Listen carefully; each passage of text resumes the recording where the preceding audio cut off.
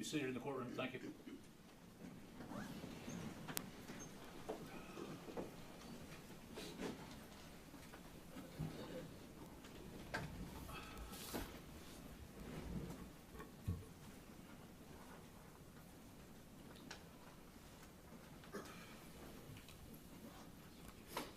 Good morning, members of the jury. We have finalized the charge of the court. I'm going to read it to you. You don't need to memorize anything. You will have a copy of it, and it'll be in the jury room during your deliberations to consult. After I complete my reading of the charge, both sides will argue the case, and then we will ask you to deliberate. This is cause number 25 FC 0001U. State of Texas versus Adrián Gonzales. Charge of the court, members of the jury. The defendant, Adrián Gonzales, is accused of 29 counts of endangering a child. The defendant has pleaded not guilty. You have heard all of the evidence that will be admitted as to whether the defendant has been proven to be guilty of these offenses in violation of the Texas Penal Code.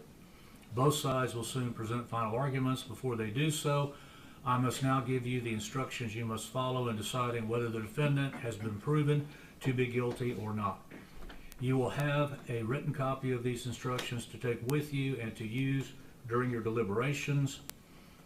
First, and I will note, ladies and gentlemen, the notes you've taken throughout the trial, the bailiff will hold those for you until after the deliberations are complete.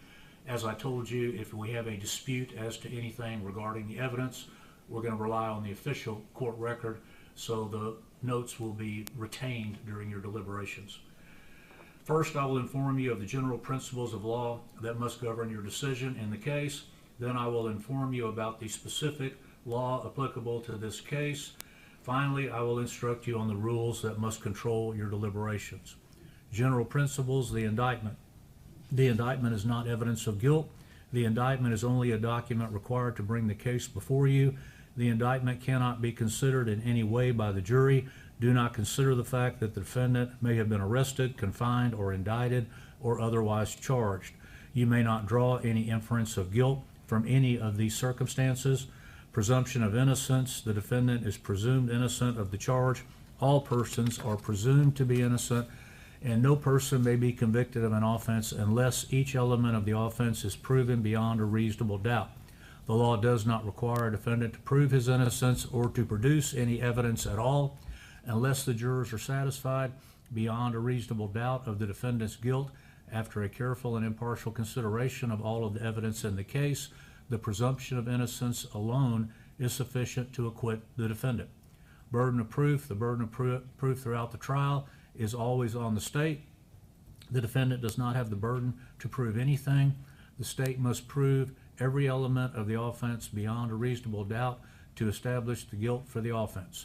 If the state proves every element of the offense beyond a reasonable doubt, then you must find the defendant guilty. If the state does not prove every element of the offense beyond a reasonable doubt, then you must find the defendant not guilty. If, after you have considered all of the evidence and these instructions, you have a reasonable doubt as to whether the defendant is guilty, you must find the defendant not guilty. Jury as the fact finder.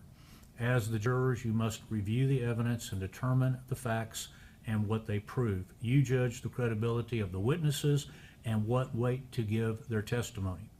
In judging the facts and the credibility of the witnesses, you must apply the law as provided in these instructions.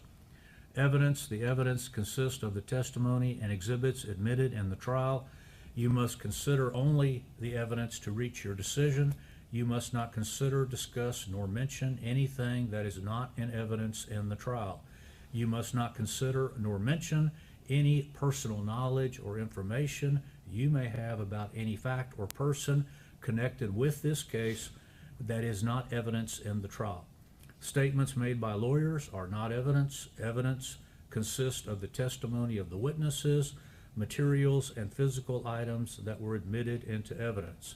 Nothing the judge has said or done in this case should be considered by you as an opinion about the facts of the case or influence you to vote one way or the other. You should give terms their common meanings unless you have been told in these instructions that the terms are to be given special meanings. In that case, you should give those terms the meanings provided in these instructions. While you should consider only the evidence, you are permitted to draw reasonable inferences from the testimony and the evidence that are justified in the light of common experience. In other words, you may make deductions and reach conclusions that reason and common sense lead you to draw from the facts that have been established by the evidence. You are to render a fair and impartial verdict based upon the evidence admitted in the case under the law that is in these instructions. Do not allow your verdict to be determined by bias or prejudice or sympathy. You are admitted exhibits. You will be provided all of the admitted exhibits for your examination in the jury room.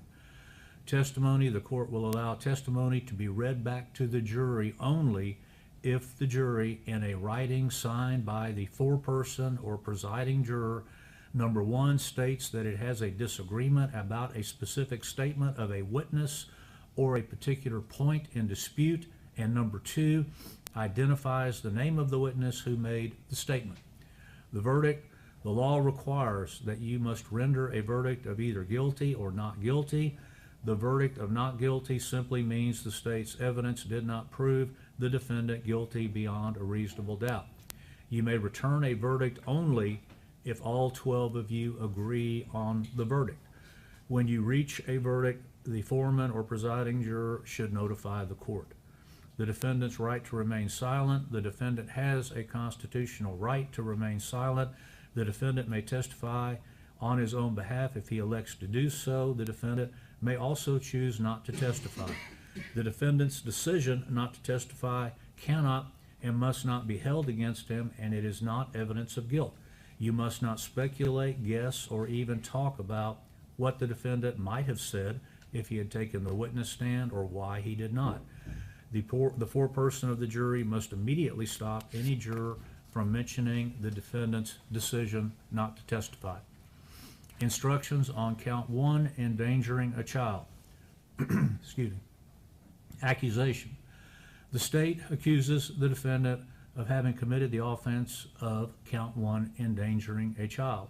Specifically, the accusation is that the defendant, as a peace officer for the Uvalde Consolidated Independent School District, by omission, intentionally, knowingly, recklessly, or with criminal negligence, placed Jose Manuel Flores, Jr., a child younger than 15 years of age, in imminent danger of death, serious bodily injury, or physical or mental impairment by engaging in one or more of the following omissions.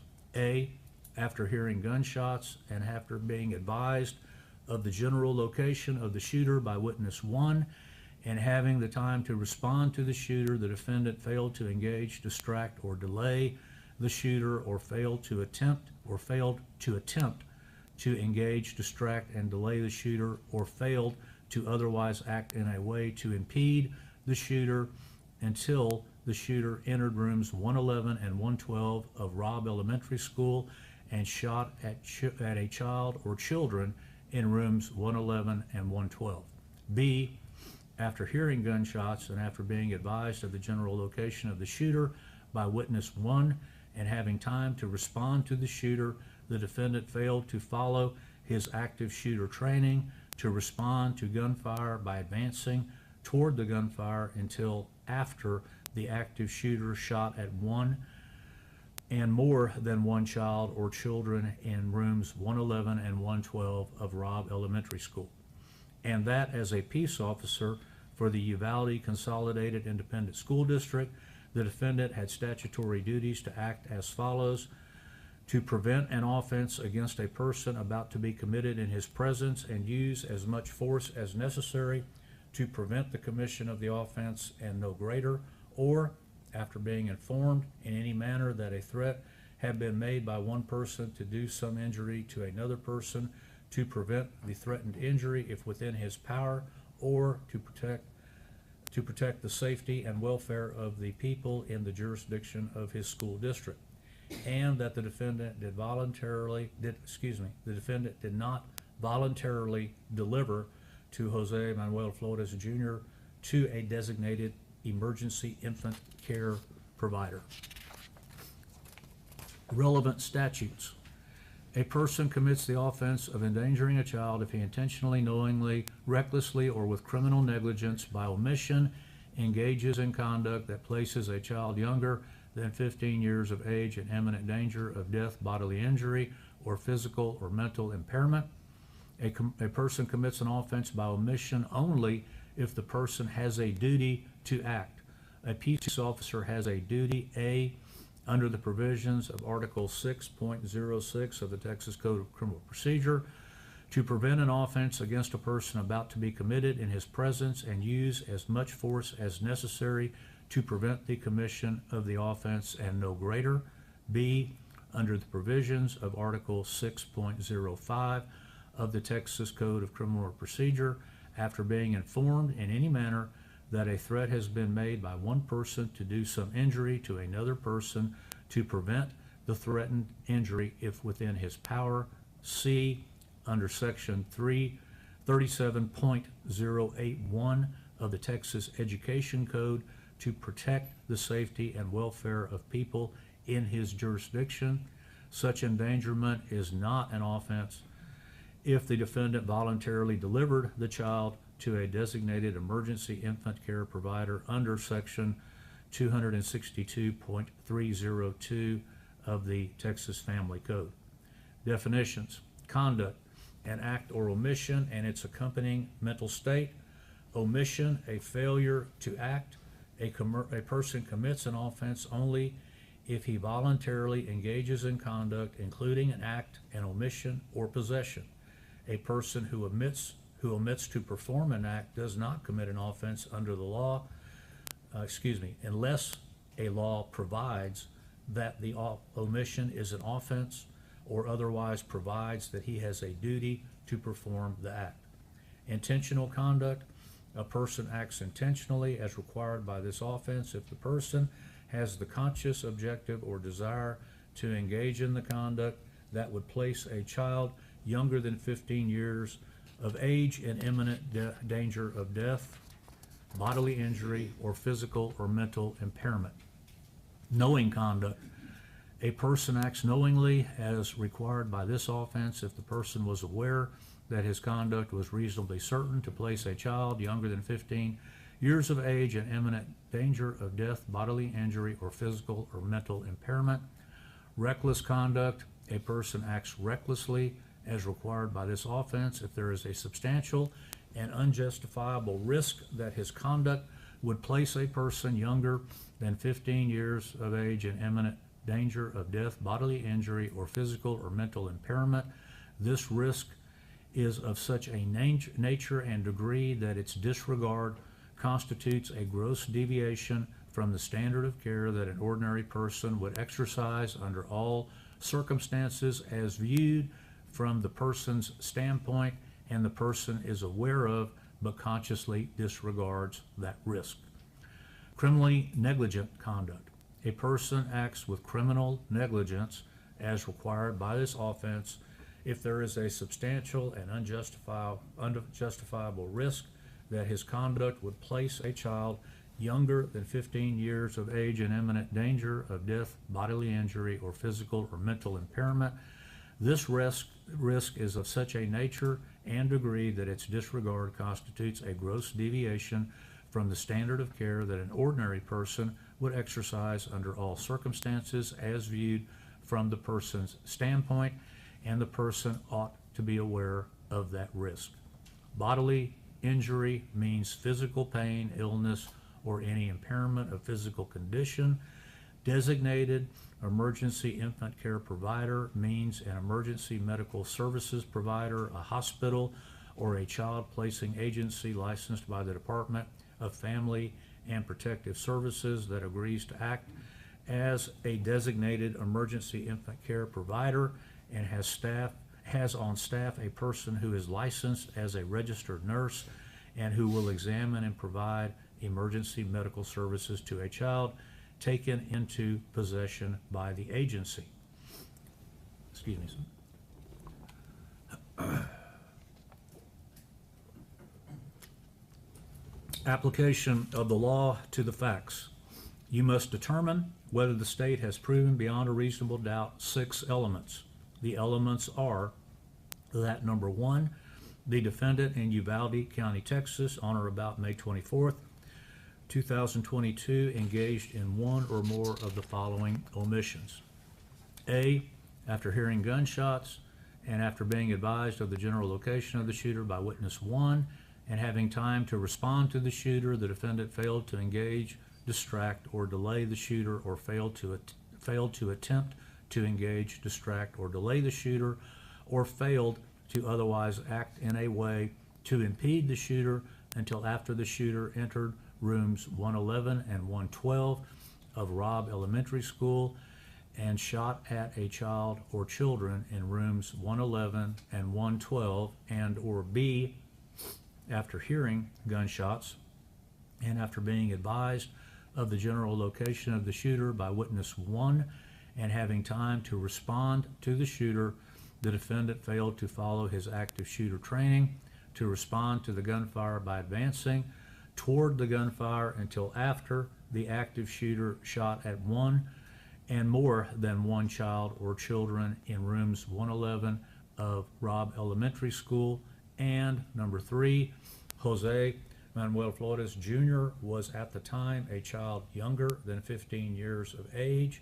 And number 4, the defendant acted intentionally, knowingly, recklessly, or with criminal negligence. And number 5, the defendant was a peace officer for the Uvalde Consolidated Independent School District and had a duty to act by virtue of the provisions of the endangering of a child statute and or other state statutes, providing that he had a duty to perform the said acts that he omitted to perform. And number 6, the defendant's conduct was not a voluntary delivery of Jose Manuel Flores Jr. to a designated emergency infant care provider. You must all unanimously agree on the elements listed above. If you agree the state has failed to prove beyond a reasonable doubt one or more of the elements listed above, you must find the defendant not guilty of count 1, endangering a child.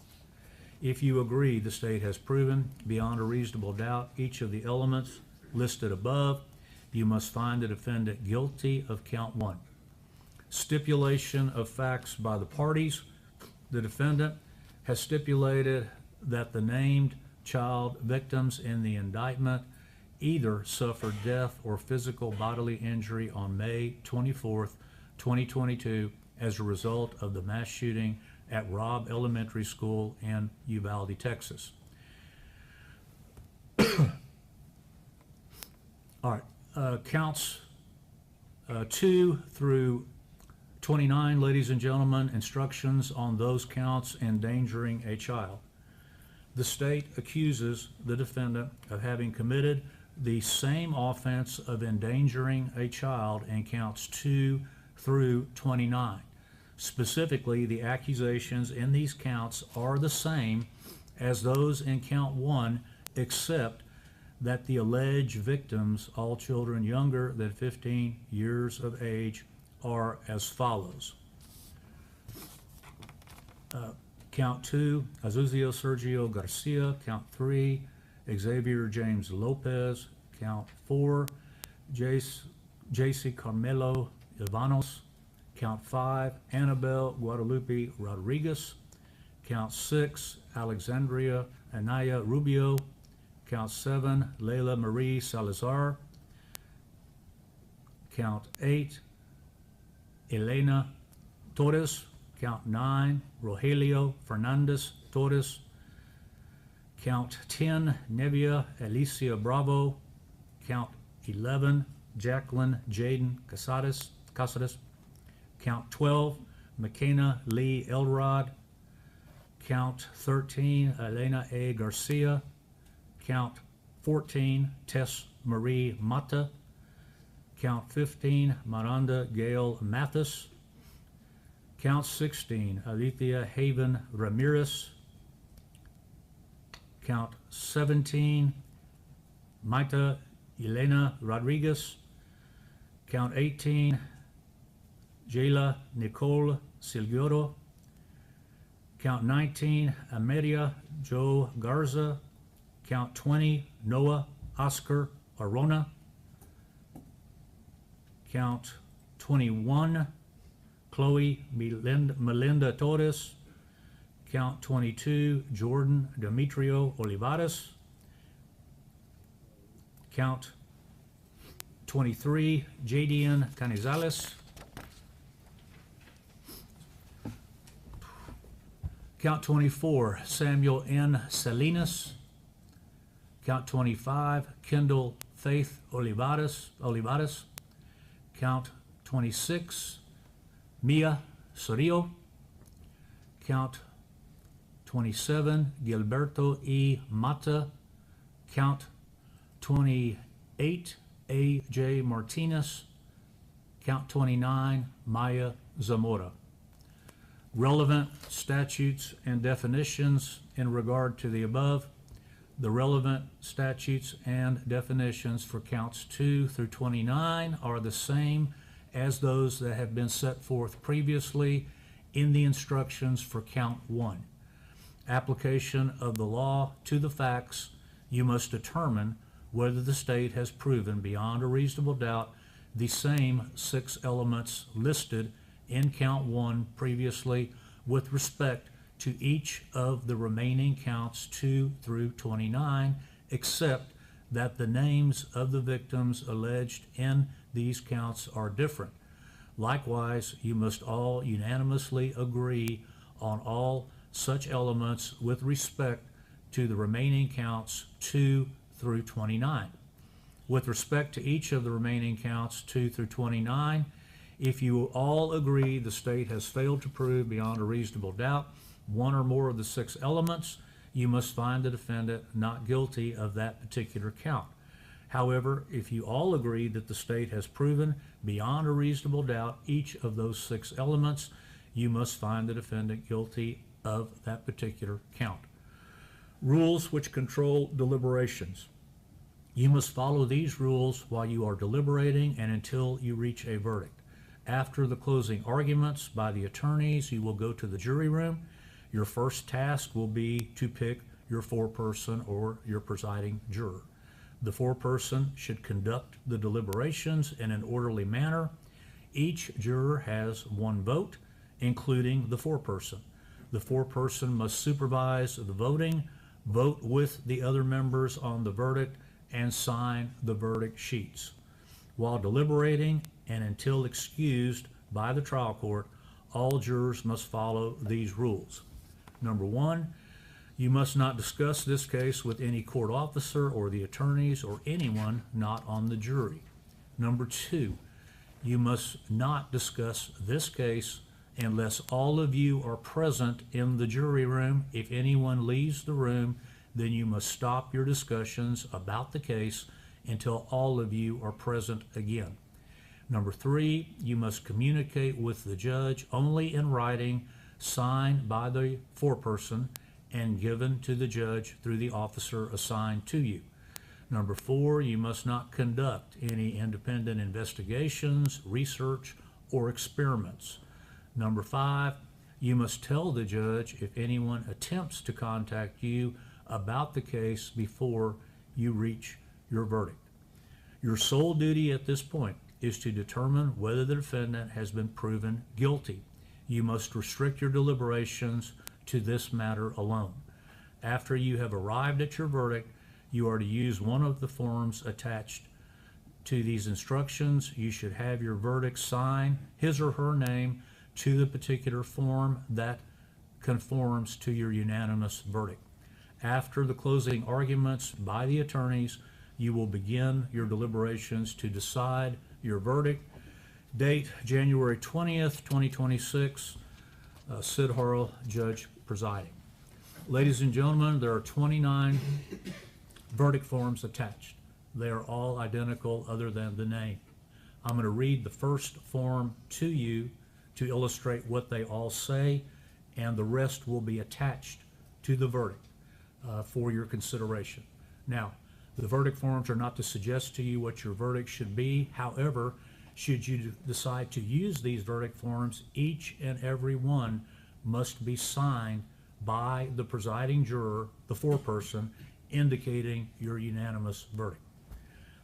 Count 1, verdict, not guilty. We, the jury, find the defendant, Adrián Gonzales, not guilty of count 1, endangering a child, as charged in the indictment, with a signature line for the foreperson and a line for the printed name of the foreperson. Verdict, guilty.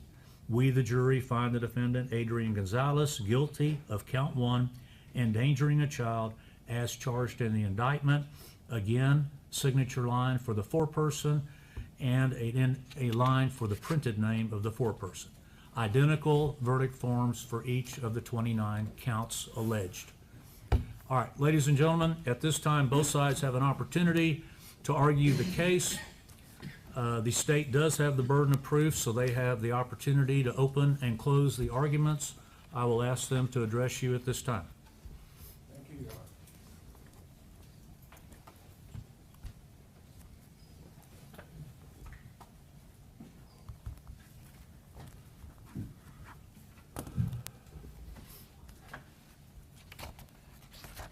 May it please the court. Good morning. Abraham Lincoln said that it is much the duty of government to render prompt justice against itself as it is to render the same against the people. What he was saying was, we have a government comprised of prosecutors and police officers whose job it is to render justice against citizens when they violate the law. And that's what we're accustomed to. Prosecutors and police officers working together when someone has violated the law so that they may be held accountable, so that we may have peace and dignity in our state. But Lincoln reminded that no one is above the law, that those in government can also violate the law. And when that happens, it is the government's job to also render justice against those they work with.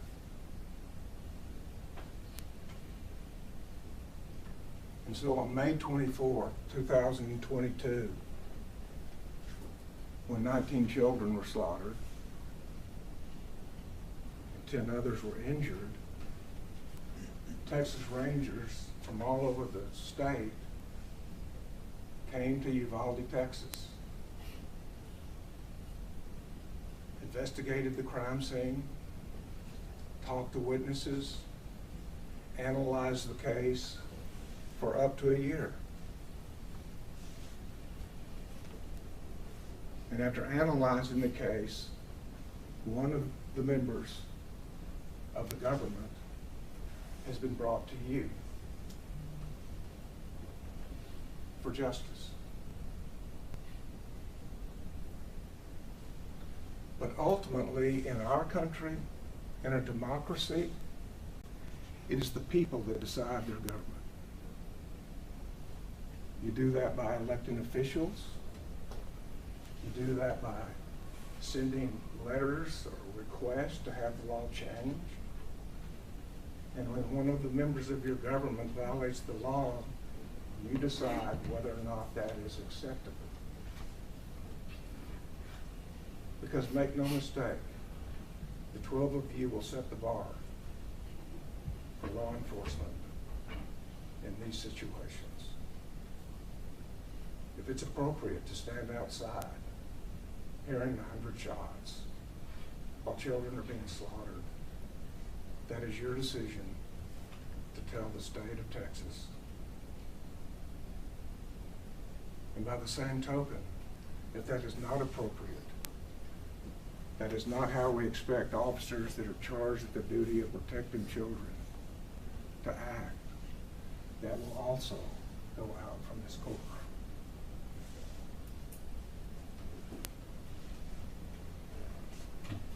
The judge has told you that your oath was to render a true verdict according to the law and according to the facts. He has given you the law, and it is that same law that we discussed in voir dire some 2 weeks ago. You recall we talked about this is a special statute because we're dealing with a special group of people. We're dealing with children under 15 years of age, and so we're expected to act differently when we're talking about children that are frail, can't defend themselves, 15 years old or younger. And in this law, the law of child endangerment, none of us are allowed to endanger a child. None of us can point a gun at a child, put them in danger, put them in harm's way. But there is also the protection that if you have a duty to act, you can't stand by while the child is in imminent danger. If you have a duty to protect the child, you can't stand by and allow it to happen. We talked about the people that have a duty. Parents have a statutory duty, and police officers have a statutory duty. And those two sets of people cannot fail to act when a child is in imminent danger. And so the charge in this case is that these 29 children were in danger. Not just danger, but imminent, immediate, close at hand danger. And that there was a man who had a duty to act, who failed to act. And that failure to act, he was aware or should have been aware that that placed those children in danger. But we're also very specific about it. How is it that he failed to act? He failed to act after being aware that shots are fired, being told the general location of the defendant, of the gunman, having time to respond. He failed to act by either engaging, distracting, delaying, or even attempting to do those things. And also being aware that shots were fired and being advised of the general location of the shooter and having time to act and having been trained in that active shooter training, he failed to follow his training to respond by advancing toward the shooter until after the children in 111 and 112 had been shot. That is the obligation the state has to prove to you beyond a reasonable doubt. Two other quick mentions of the law that the judge has given you that I'm afraid we may not have discussed in detail on voir dire. The first was that the defendant must engage in a voluntary act.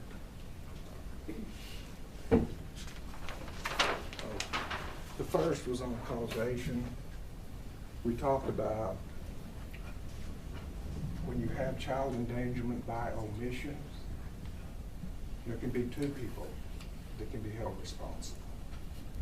The person that is causing the danger and the person that has a duty to prevent that danger failing to act. Yeah, I'm just going to object to that. At this point, there's concurrent causation is on his board, but not in the charge. I'm not discussing that. They just now went through that, Dr. Joseph, and I just didn't mark it off. I didn't say concurrent cause. I talked about what we talked about in the law that. Okay. All right, I'll overrule the objection. Go ahead. Ladies and gentlemen, I just noticed the clerk brought to my attention, we were working on that charge yesterday. Your date's wrong on that, it's 21. It's January 21, the last page of it. So it says 20, but it's 21. You know that. Go ahead. The second issue is voluntary. The defendant must engage in a voluntary act. That's as opposed to an involuntary act. An involuntary act, I believe we talked about during jury selection, is You know, if you stumble and knock somebody over an embankment and they're injured, that wasn't a voluntary act on your part. A gust of wind blows you into somebody. You're not responsible for that kind of conduct. If somebody swerves into oncoming traffic and hurts somebody, that certainly looks like you should be responsible for that conduct. But what if it was the very first time you'd experienced a heart attack and you lost control of the vehicle? That's not a voluntary act, that's an involuntary act. You're not responsible for that. But if you make a decision to seek cover and ask for cover as opposed to going in and stand by while people are being injured and killed, that is the kind of thing that's the voluntary act. It is defined in the statute. And finally, on mental states, there were 4. Intentional is not really something to discuss. Nobody believed that Adrián Gonzales meant for this to happen, wanted this to happen. But the other 3 deals with their level of awareness. Knowingly means simply you're aware that by standing by, it's reasonably certain the children will be in danger. Aware is reasonably certain. Reckless is 1 degree lower than that, and that is not that you're reasonably certain the conduct will happen, but reasonably certain that there is a risk, a substantial and unjustifiable risk that the children will be in danger.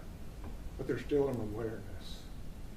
But in addition to that, there's criminal negligence, in which the law is simply, you should have been aware, based on all those circumstances, that by you failing to act, the child was at risk. So that's the mental state. Not that he intended it, wanted it to happen, but at minimum, he should have been aware that by standing there, hearing 100 shots, he should have been aware that children were in danger by his failure to act. And so then we move into, and beyond the law, into what the state's case was. And it's pretty straightforward. This is not the order we put it in, but this is just the order I drew it up, because training is a big part of who Adrián Gonzales was. And you have the training that he trained others, because that tells you what he knows. And it also tells you a lot about what the state has done before you got here. In that lesson plan that was introduced into evidence, it tells you that amidst active shooting, the state of Texas stepped forward and required active shooter training for school police officers.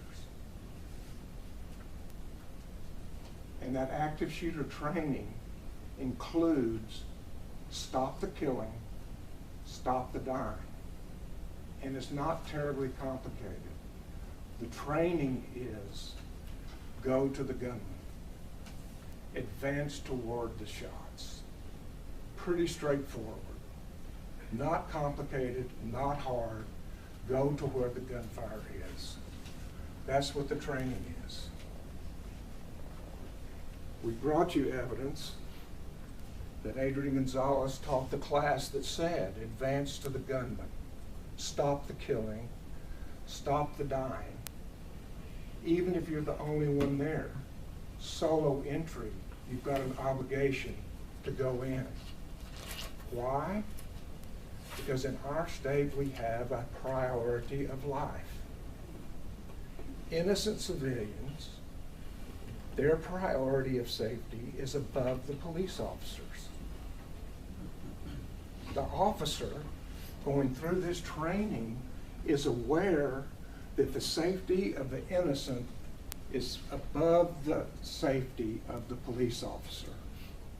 And in Adrián Gonzales' training, he says, the citizens have a right to expect that. And if you're not willing to do it as a first responder, find another career. Adrián Gonzales is teaching his fellow officers, take your job seriously. It's okay to move aside. It's okay if you're not up to that. Let somebody else step in that is up to it. Because as citizens, we have the right to expect that. When we call for help, we have the right to expect somebody that is put on the badge and put on the gun and put protect and serve on the side of their car will do that when we call.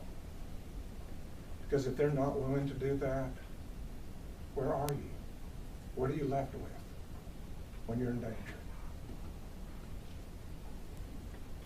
Who do you call?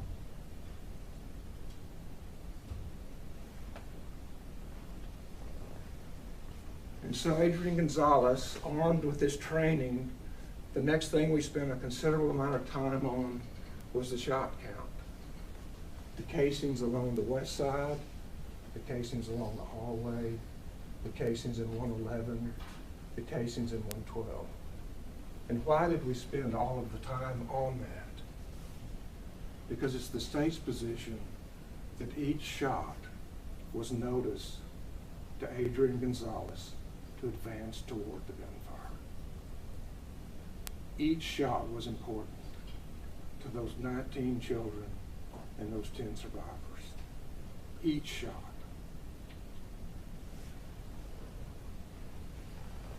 But the shot count also, as we did that, and obviously if you have this kind of slaughter, there's going to be blood, and we apologize for that. But the blood also tells you a story of children engaged in this, doing as they were trained. To hide in the dark, remain quiet, and wait for the police.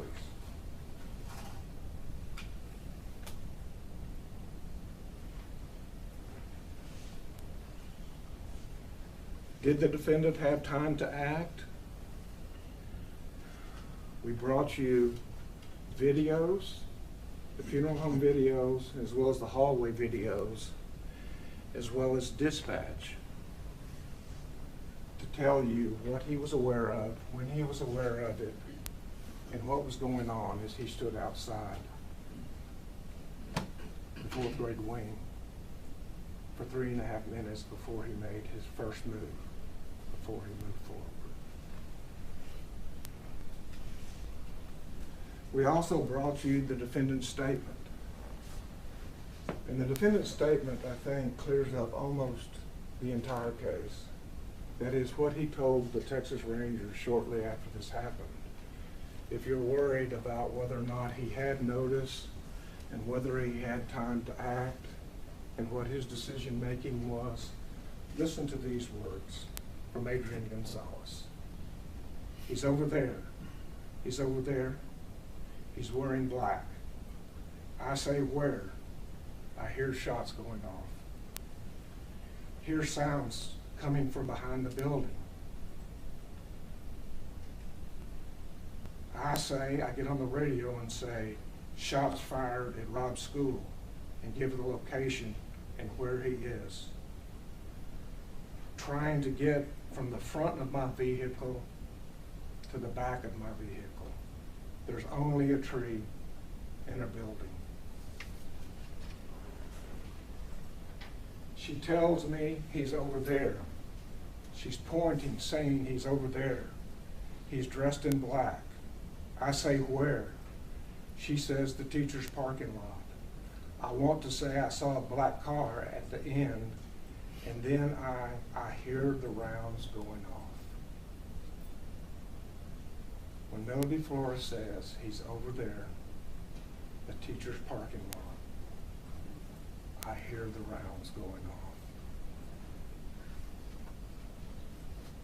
Some evidence of auditory exclusion.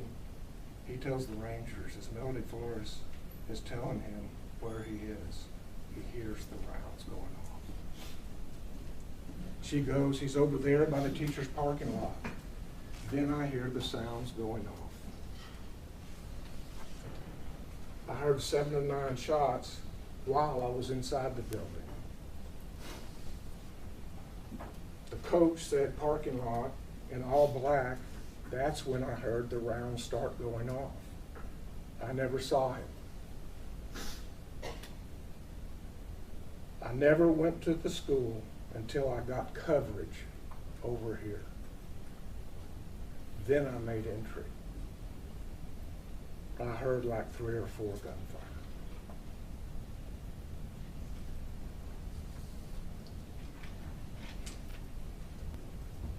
When Pargus was the first one I saw, I told him to come to me for cover because he has a bigger unit. But he deterred and went to the other area. I knew there were kids in the class. That's why we didn't fire and hit the kids.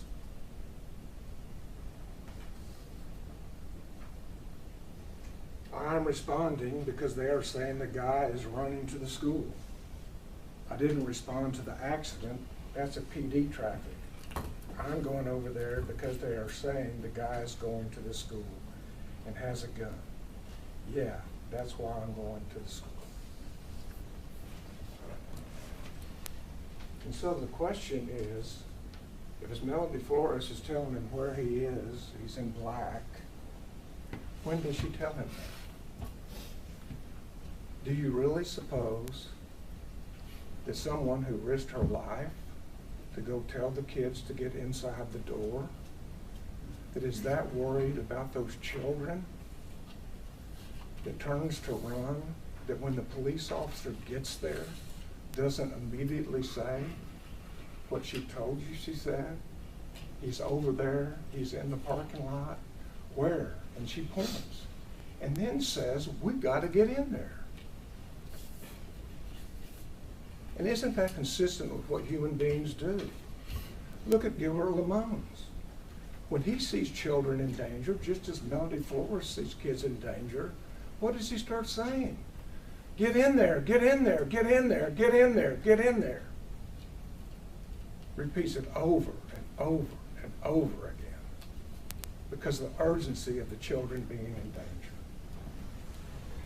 And Adrián Gonzales decides to go to the back of his car, call Mariano Pargas because he's got a bigger unit, and says, I'm not going in until I get cover.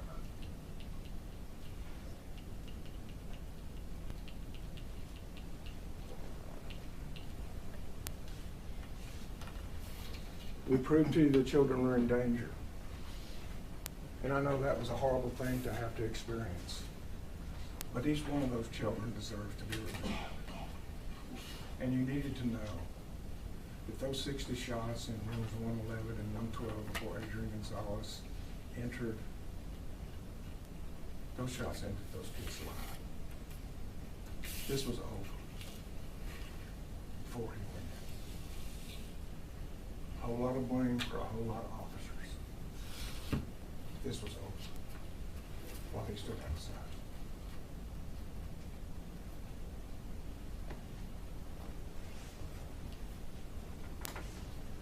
And we anticipated that the defendant would say I was confused regardless of what he said in his statement. And so certainly gunfire can be a confusing thing. But we brought you teachers that experienced that gunfire. And the teachers told you that experiencing that gunfire, they still put their kids first and they follow their training. Kids first, follow the training. Melody Flores did it. Miss Deming in room 104 did it. Ms. Ogburn in 102 did it. Ms. Robin did it with her children. And Mercedes Salas said, not till I get my kids out. You can talk about confusion, but their priorities were where they needed to be. Children first.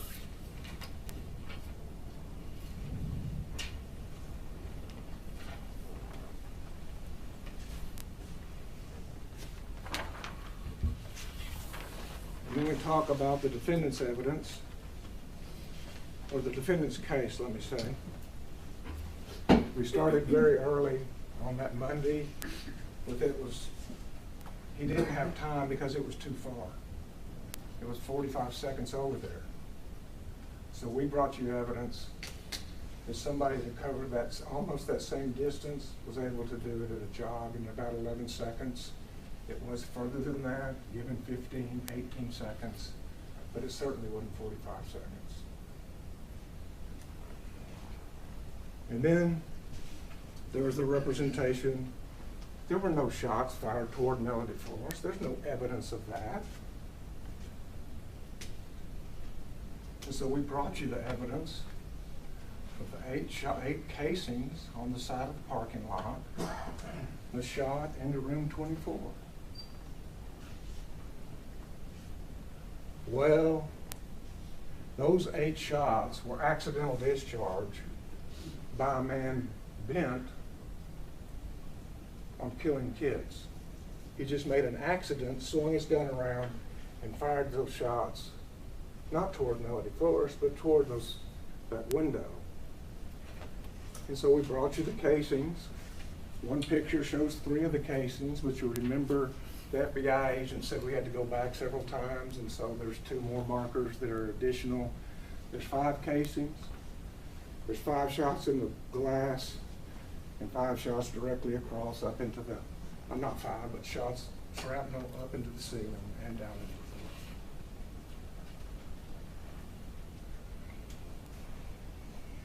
So where are those 8 casings being fired? If we have those 5 taken care of, as well as in one room 104. Well, we have room 24.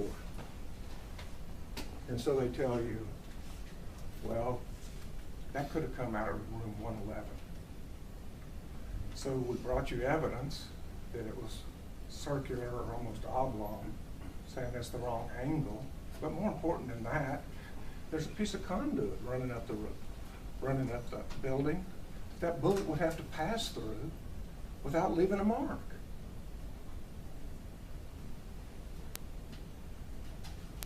That evidence about Melody doesn't know what she's talking about is so you don't trust Melody Flores.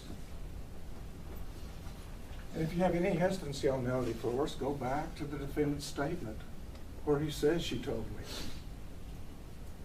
where he was, what he was wearing, and then I heard the shots. We had a lot of information about slicing a pie and how long that must take. No way you have time. You got to get over to the side of the building and slice the pie. You can't do it quick. You have to do it slowly so you don't put yourself in harm's way. There's no evidence Adrián Gonzales got to a point where he could slice the pie.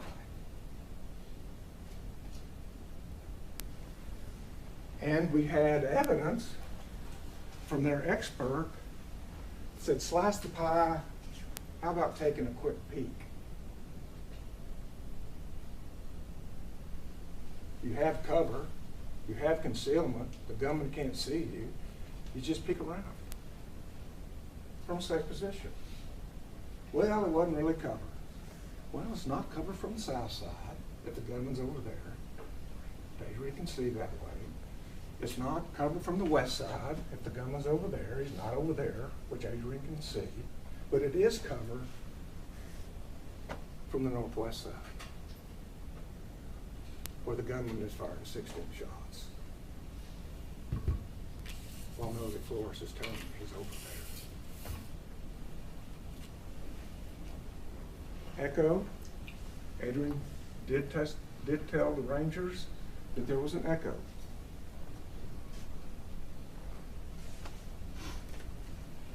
So from his spot where he's standing, he's got to find out where that shot's coming from, and he can see on the east side it's not coming there. He can see on the south side it's not coming there. He can see on all directions except behind the building where Melody Flores is telling me he is. That's where it's coming. Not only that, but when Coronado runs up and he hears those shots within 2 seconds, he's saying, shots fired, get in the building. And Adrián Gonzales knows which building to go to. And Paige knows which building to go to. And they go to the building where the shots are fired and have been firing for 3.5 minutes.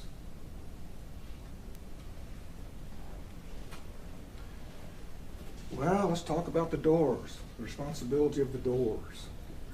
The doors would have slowed him up. Yes, the doors would have slowed him up. He had an AR rifle that penetrates glass. The glass is right next to the doors. He could have weakened that glass within a matter of seconds. It would have slowed him up 2 or 3 seconds to go through that door. You look at rooms 111 and 112 and you see the shots there surrounded around the window.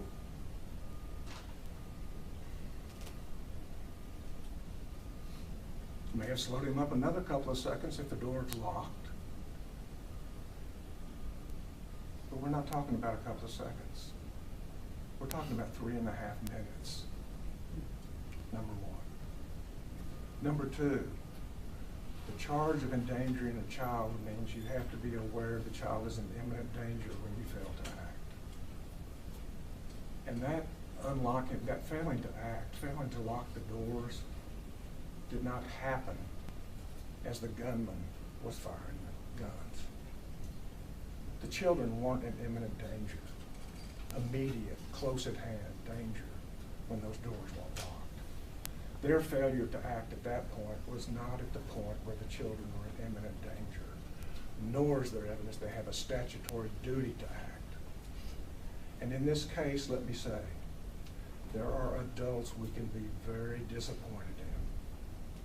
There can be police officers who are very disappointed. Fired.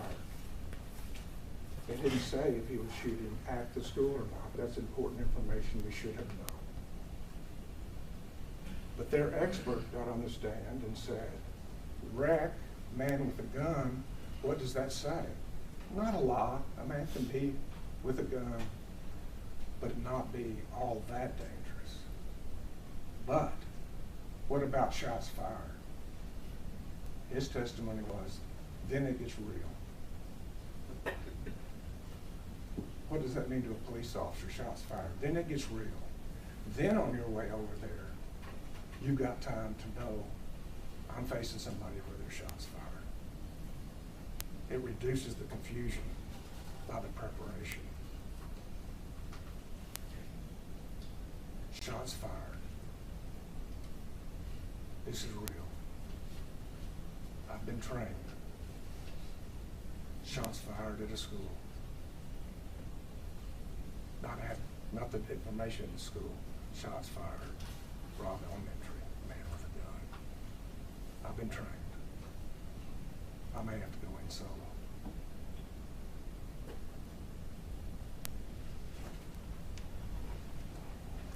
It was the police administration's fault because they didn't assign a person to each school.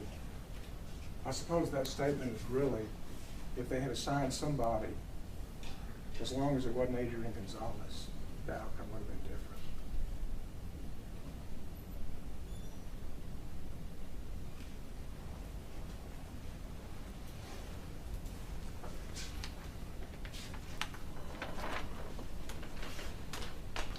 The defendant's case, then we move to the other police officers, Paige, Hill, Sauceda, Coronado. And I'll ask you to look through your course charge and find where it says evaluate the conduct of Paige, Hill, Sauceda, or Coronado. You're here to decide one case. But we're glad to talk to you about these officers. Paige, the funeral home tape alone shows you that he shows up 2.5 to 3 minutes after Adrián Gonzales is there. That, along with the raw videotape, shows you that he entered the building within 30 seconds. He shows up, there's shots going on, he assesses the situation in 30 seconds. He's acting. He's acting. Not failing to act. Hill, you recall that it's his responsibility because he was called to Old Carrizo Road. He goes to Old Carrizo Road. He arrives there after the gunman is already inside the school. After the 16 shots from outside had already been fired on the other side of the school. The testimony was there was radio chat about setting up a perimeter. So he sets up a perimeter. Because here's what officers do.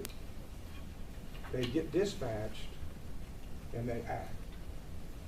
And when they get there, they assess a new set of information and they act. And after he sets up the perimeter, then he joins other people. And yes, the testimony was 25 minutes before he goes in. But Ruby Gonzales told you that once those hallways get full, it can become dangerous to overclutter that hallway, so you find other things to do.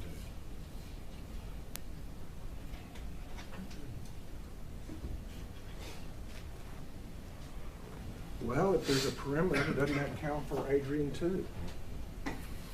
If Adrian got the call to set up a perimeter and he goes there, so be it. But then you gather additional information. And that is 16 shots being fired outside, 24 shots being fired in the hallway, 60 shots being fired in classrooms, and a teacher saying, he's over there, you gotta get him. And you respond after you get the additional information.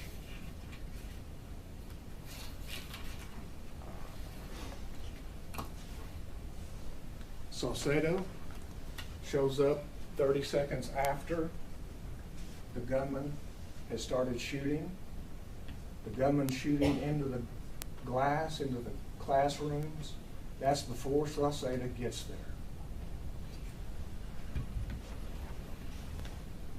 And halfway up, you know it's when Salcedo gets there because the bag is dropped. And then shots are fired. 6 shots are fired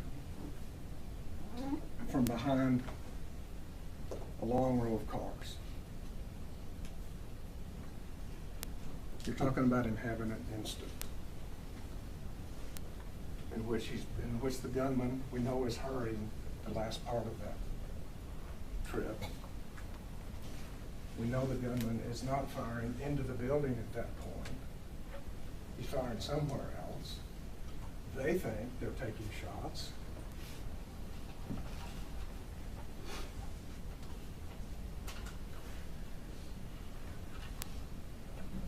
If it's behind the vehicles, there's school classrooms with glass windows. If it's to the south and west, there's a man in dark blue or black.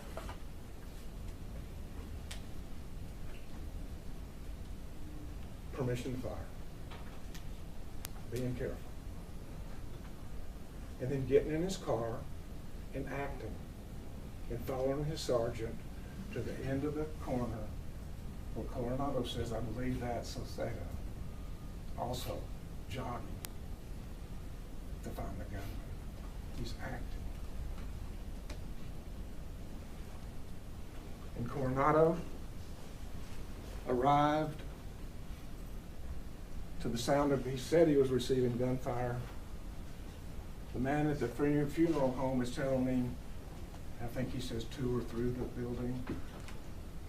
He's the officer that came that is used to these being bailouts, and maybe it's a road rage, and that's what he's used to doing, whereas a school officer is used to protecting the school grounds. And so he's thinking this is a road rage, and the guy's shooting at us because he doesn't want us to get him. So he goes around to cut him off.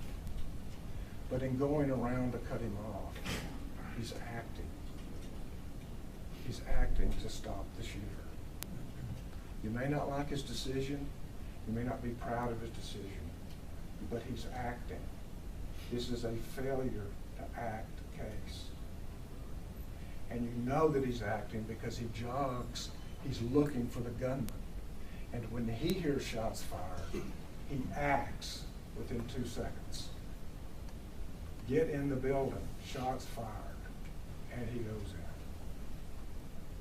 in. He acts. And then the defense brought you evidence of the challenges that Adrian was facing. We start with tunnel vision. That's the whole issue about whether or not Adrián González saw the gunman in the parking lot. We have no trouble with the concept that he had tunnel vision and focused on the lady in peach. This charge does not start with Adrián González arriving at Robb Elementary.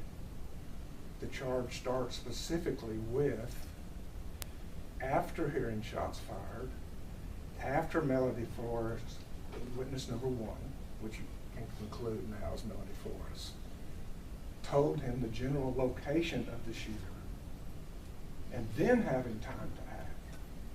That's when the case starts. So he has tunnel vision. Okay. Auditory exclusion. Perhaps he didn't hear the shots. Then why would you tell the Rangers when Melody Flores told me where he was, I heard the shots? How does that happen?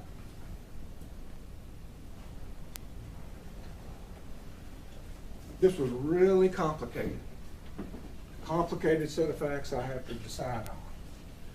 Complication, the training is you hear shots, you go to the gunfire. He heard shots and Melody Flores was pointing where to go to the gunfire. There's nothing complicated about that. He's wearing black. He's over in the teacher's parking lot. Go to the gunfire.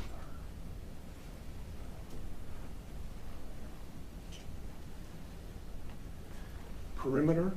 Why doesn't Adrian get to set up a perimeter if Hill gets to? Why didn't Adrian tell the Rangers? I heard I was supposed to set up a perimeter. That's why I set up a perimeter.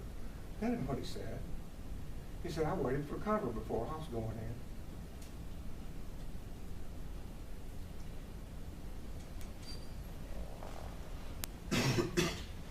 And finally, this is an issue of stress. And this is my closing remark. I'm sure you're tired of listening to me. That was a dark day. For 29 families, it was extremely dark, and they still await justice. And I can't live that darkness. But I can say this, there were some bright spots. In that stress, teachers put their kids first. In that stress, kids made ways to try to defend each other. In that stress, kids comforted teachers. In that stress, kids came first. Adrián González had a duty to put the kids first.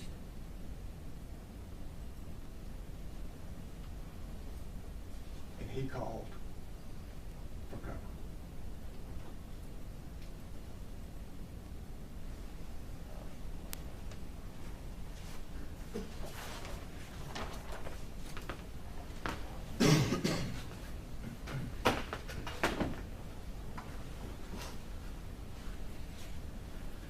John.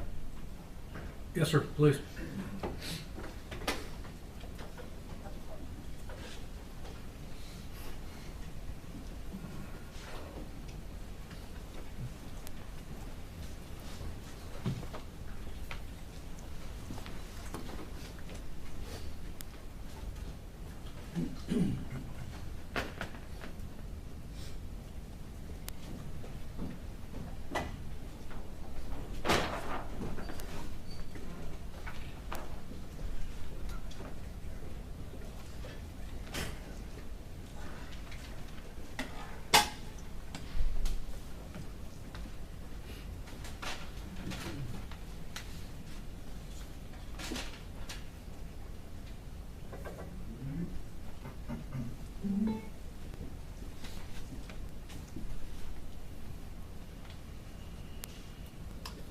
The monster who hurt those kids is dead. That monster is dead. And we told you from the beginning. And it is one of the worst things that ever happened. And I told you, the first time I stood up here and talked to you, I told you that that you are not going to be the same person when you come out of this. And nor should you be. Nor should any of us. Witnessing horror, the tragedy, the loss, it's immeasurable. It's immeasurable. It's unthinkable. That loss is unthinkable. Their loss, it's unthinkable for any of us. You know, I told you guys before, I have a 4-year-old and 1-year-old. And, you know, we told you we're from San Antonio. And obviously, you know, I want to go back and see him on the weekends after the first week. I went back. The first thing I did was my 4-year-old came downstairs and I hugged him. Right? I hugged him. And started crying. And his hair, you know, trying to, so he doesn't see it. He said, "Are you sad, Daddy?" I said, "No, I'm happy that I'm holding you." Because I know what a privilege, doing this case, I know what a privilege it is to hold that child. I do. Right?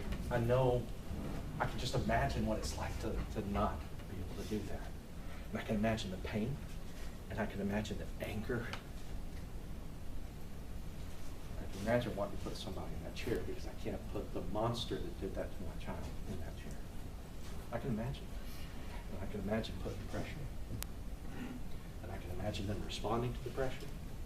And I can imagine them putting him in that chair. Him and only him. In that chair. To try to pay for the pain. To try to somehow this can cover the immeasurable and the immense loss. And so after I saw him on Friday, we have to come back here that Sunday after the first week. And Gary, he comes and picks me up. That's kind of what we've been doing. And my son comes out and he says, "Are you going to go help that man?" That's what we told him was the reason I'm not there. I said, "Yeah, in a minute, I'm going to go help that man." Adrián Gonzales. Because he needs my help. He needs our help. Because they, the government, the power of the state, has decided that he has to pay for the failures of that day, for the mistakes that were made that day, and for all the pain that they feel. And it's not right. Because the person that they plucked out and put in that chair, that person showed, we showed throughout this trial, that person was acting. He was acting. He was trying. And what I hear from the prosecutor, what I hear from the state, and what you've heard this entire time, what you've heard is that they will massage all the facts, they'll twist them all into a pretzel. That every one of these officers is fine, he's not. They'll twist it. Well, look who acted. They acted. Well, Adrián acted. Well, he didn't act the right way. They acted. Well, they didn't act the right way. Well, yeah, but he didn't act the right way, and he didn't know exactly what was going on, and he remained. Well, yeah, but Adrián remained in the hallway. Adrián remained in the hallway after he got shot at. Well, yeah, he remained in danger at that point, but before that point he remained, and he didn't know what was going on. Every fact that they've tried to bring, they've twisted it around. I'm going to show you. You're going to watch. I'm going to show you what they've done to twist this thing from the beginning to the end. But ultimately, what we're talking about is we're talking about duty, we're talking about burden, and all of those things. And I don't want one thing that I'm saying right now to make you believe that he doesn't believe that he has a duty to stop something that he knows is going on. Of course he does. He knows that. He was trying to do it. He started trying to do his duty. You look at some of these other people, no. They're not trying to do their duty. They're trying to stay back. And one of the things that the prosecutor said, he said, what you do here will tell law enforcement, give them how they respond. I'll tell you what, I agree with that, but not in the way that he's saying it. Because the way he wants you to believe it is what your verdict says is that next time, these officers will make the right choice, the right decision. They will respond appropriately. They will be perfect. But the problem is that the issues here are not that Adrián failed to respond. They're not that he was intending not to engage. So you're not going to fix any of that. Because I'll tell you, and I kind of hope it never happens again. I think we all know that it probably will. But those officers, what your verdict says is not going to make them perfect the next time. It's not going to make them not make mistakes. It's not going to make them not interpret things differently, strangely, weirdly, based on their own experiences. That's not what it's going to do. But I'll tell you what it would do. If you convict them, they're all going to be Randy Hill on that perimeter. There's nobody going in. What do? You went in. You convict them. What does it tell all the police officers? It's going to tell them, I'm not getting in that crap. I'm not getting in that chair. If I see somebody running towards the school, I'm not going after them, because if I'm mistaken and it takes me to the other side of the building from where the shooter is, and then I can't understand or know where the shooter is, I can go to prison. I can get prosecuted. So what you tell police officers is don't go in, don't react, don't respond, stay on the perimeter, because Randy Hill isn't sitting in that chair. He's not. Adrián Gonzales is here. Randy Hill is not. None of those officers are in that chair. That's what you're going to tell them. You're going to tell them, don't do it. And you can't tell them that. It's like, I agree with them. You can't tell them that. We cannot have law enforcement feel that way. Feel like if they're not perfect, if they don't make a perfect decision. And that's where they go. And their family goes right there. There's nothing that's going to bring these kids back. There's nothing ever is going to solve that pain. Nothing, not that. Because one of the things that Bill said to you is, he said, those kids deserve to be remembered, and they do. That you do not honor their memory by doing an injustice in their name. You don't. That does not honor those children. By doing an injustice, by doing what they want you to do, by letting him massage the facts, by letting the pretzel go all the way around and miss everybody else, but keeps going right back to him, because that's what they need. We talk about the charge. If I can get it up. The duty. So remember this about what the court has read to you. And remember, I'm not saying he doesn't have a duty. Of course he does. But just like every officer, just like the officers in San Antonio, they all had the duty. But that's, and it may have sounded flippant when we compared it. We said, look, you're in San Antonio. You hear there's a school shooting, right? You didn't stop it. Well, no, because it's not happening in the presence. And the reason we're asking that question is because the law is specific about it. A person, they have a duty to prevent an offense against a person about to be committed in his presence. So the first thing you have to figure out is that in his presence?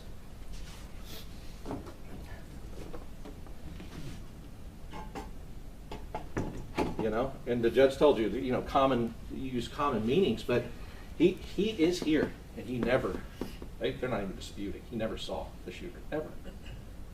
He is never in the presence of the shooter. Now what Bill may say is, well, he didn't go to the presence. But that's not what this law says. Law doesn't say you have to go and find yourself and make yourself be in the presence, and I'm not trying to make any excuse about that. But the law is the law is the law. This isn't about you have to go seek it out and make it happen in your presence. The law is saying if it's happening right there, there's a duty. Of course there is. He was doing his duty. He was running to the danger. He was driving right in there. If that was the gunman, and God, I wish it was, he would have ran him right over. That's what he was doing. He's going 50 miles an hour at that person. Now, what I'm glad is he didn't run the person over because he realized it's Melanie Flores. He realized it's a coach is what he thought, teacher's aide. But he realized who it was after it's already too late, but he's here. And from this point, that shooter is never in his presence, ever. There's never a time. The only time that he gets close is when he goes, one of the first 5 people to go up that hallway. That is a hallway of death. Anyone going into that hallway knows, anyone knows, any police officer knows, that those rifle rounds start coming that way as they're coming up the hallway, it's death. They don't have any equipment. They don't have anything to block it. It's death. He went in that hallway of death. See, and I thought about it, because, you know, there's no way I can tell you about how they feel. But I thought about it as a parent. As a parent with kids there, if I knew that while my kid was in that classroom, somebody was going up that hallway, risking death to try to get to him, I'd appreciate it. I would. I mean, they're not perfect. But the person who did it, the monster, is dead. But he went up. A lot of people there didn't.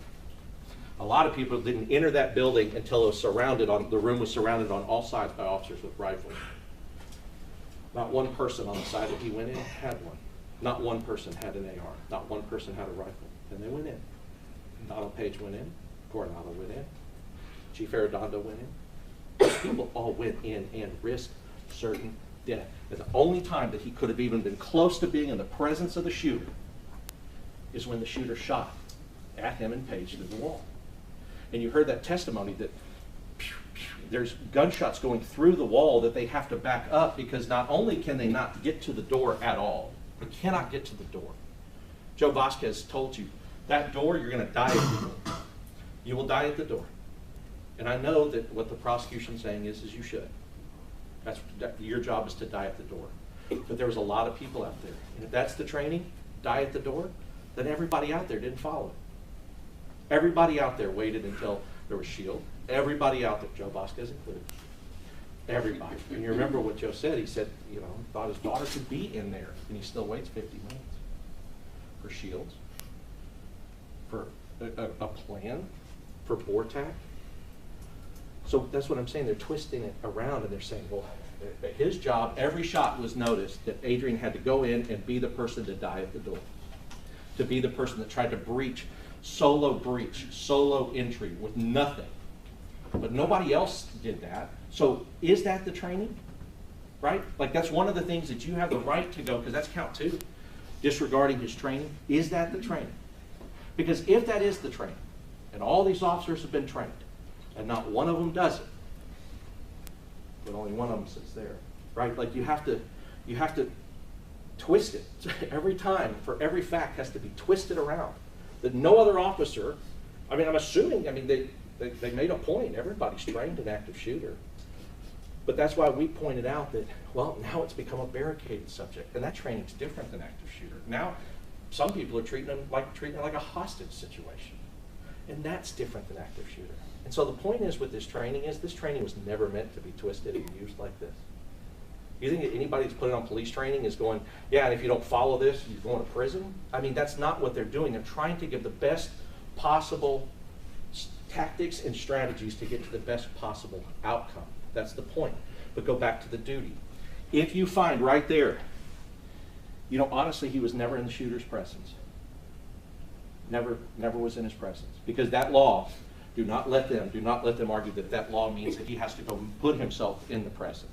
That law says it has to be in his presence. That's what that says. And if that's there, and you say that wasn't in his presence, then it doesn't apply. Under 605, he has a duty to prevent the threat to do injury if within his power. So they have to prove to you beyond a reasonable doubt that it's within his power. Because what they're not talking about is, no, this is saying you have the duty to go and follow the gunfire. That's not what this says. It doesn't say you have a duty to follow the gunfire. What it says is if it's within his power. So all of the officers before the breach, all the officers that even, I mean, and I don't have anything bad to say about Joe Vasquez. That man went in there. He went in there and he was willing to put his life on the line. But going in there like that in that room, it's not a whole lot different than going up that hallway, the first people to go up there, without any protection, without any rifle rated anything, without any fire, without any rifles, without anything. But what that's telling you is that the reason that they waited is because it was within none of their power to get in that room. It was within none of their power to do that. It was not within his power to get in there and stop it, and it was not within any of those other guys until they got the right equipment. And then they went in, and it was within their power. But if they haven't proven you beyond a reasonable doubt that Adrian could have done something to prevent, if beyond a reasonable doubt, then that doesn't apply. And then, of course, the education code just says he protects the safety and welfare of people in his jurisdiction. Well, of course. But that's not a duty. I don't even understand why it's there. It's not a duty to say, well, yes, and if you violate it, you go to prison. If you violate it, you're a convicted felon. If you violate it, you're going to be on trial. That's just telling police officers, and especially those who work at schools, that your duty is to do that. Of course it is. That's your job. Of course it is.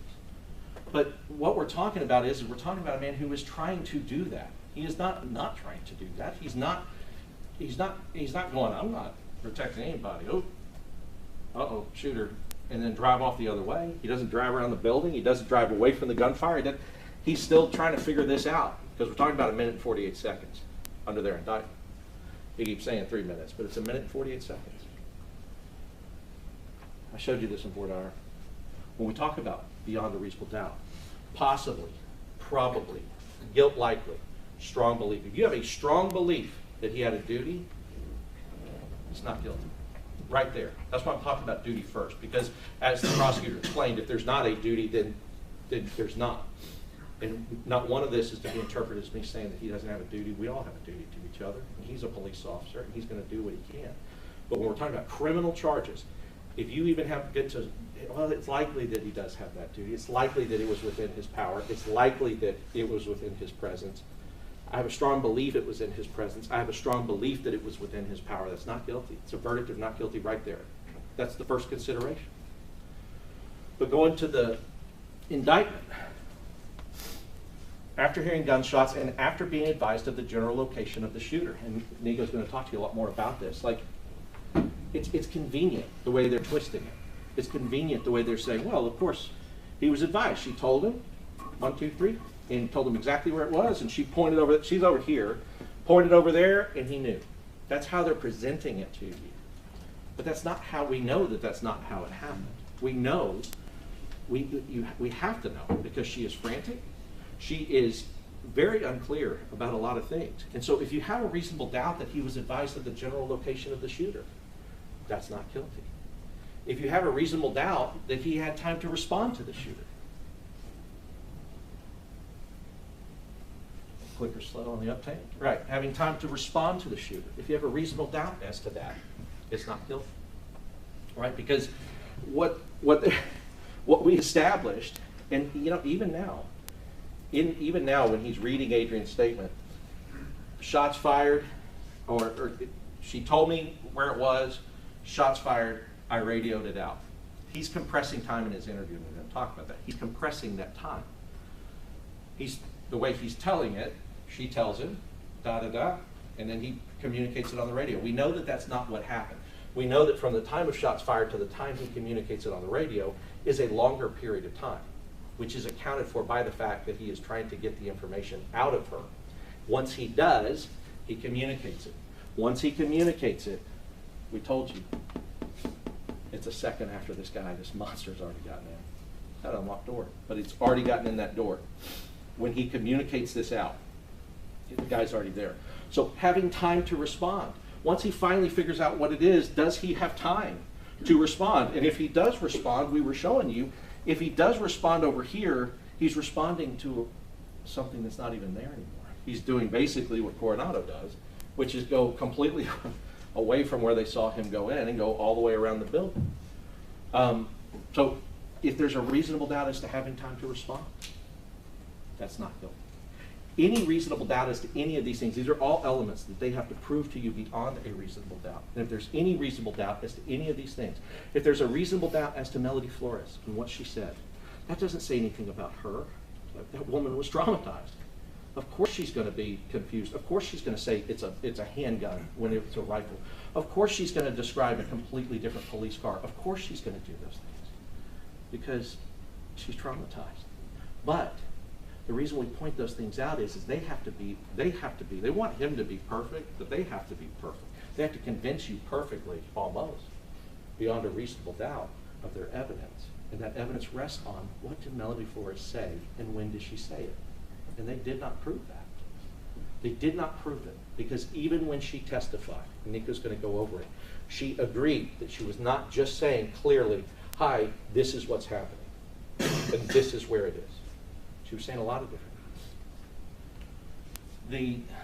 And it goes back to that chart. Anywhere you are, if you're suspected, if he's possibly guilty, if he's probably guilty, I told you at voir dire, I mean, most people get convicted at that probably. Because jurors go, well, he's probably guilty, so they convict him. But that's not what the standard is. That's not what the law says. The law says it has to be beyond a reasonable doubt. It's the only way that our Constitution works. It's the only way our system of justice works. Now let's talk about this. Let's talk about Ranger Hill. Look at this. I froze it on this animation that we did. Right at the point that Adrian's passing that spot. And that's where he has the shooter. He says it's approximate. Well, guess what? Approximate's not beyond a reasonable doubt. Their whole case is based on approximate guesses, speculation. We don't know. We're just really mad and we're upset that we have to put somebody here. Somebody's got to go in that chair. Because the guy who actually did this thing, the monster who did this, cannot go in that chair. He's dead. And good riddance. Good riddance. The devastation and the destruction he causes, unlike almost anything that has happened to us as a country, as a people, and definitely in the state of Texas. The devastation that he caused. Children that young and that many. Good riddance. But that's not him. But they have to have somebody. So what do? They give you an animation that looks like that. Which, as we know, we had to bring a witness. We had to bring Claudia to tell you and to show you. Look, you'll see him. He's walking right there. And you see him walking in between those cars, and he stays there. Now, in a few seconds, you're going to see Adrian's car drive by. His head kind of popped down when it happens.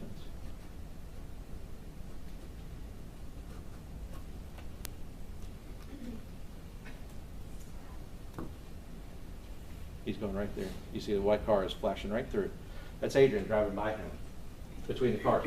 So what would an honest rendition of what you just saw, what Claudia testified, what does an honest rendition of that look like? It looks like that. That's what that animation should have looked like.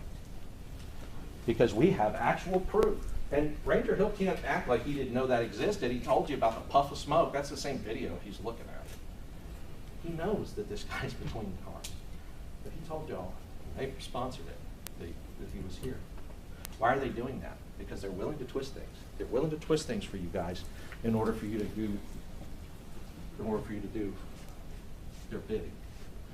But those kids aren't honored by an injustice in their name. They're not. It's not honored by a conviction in their name.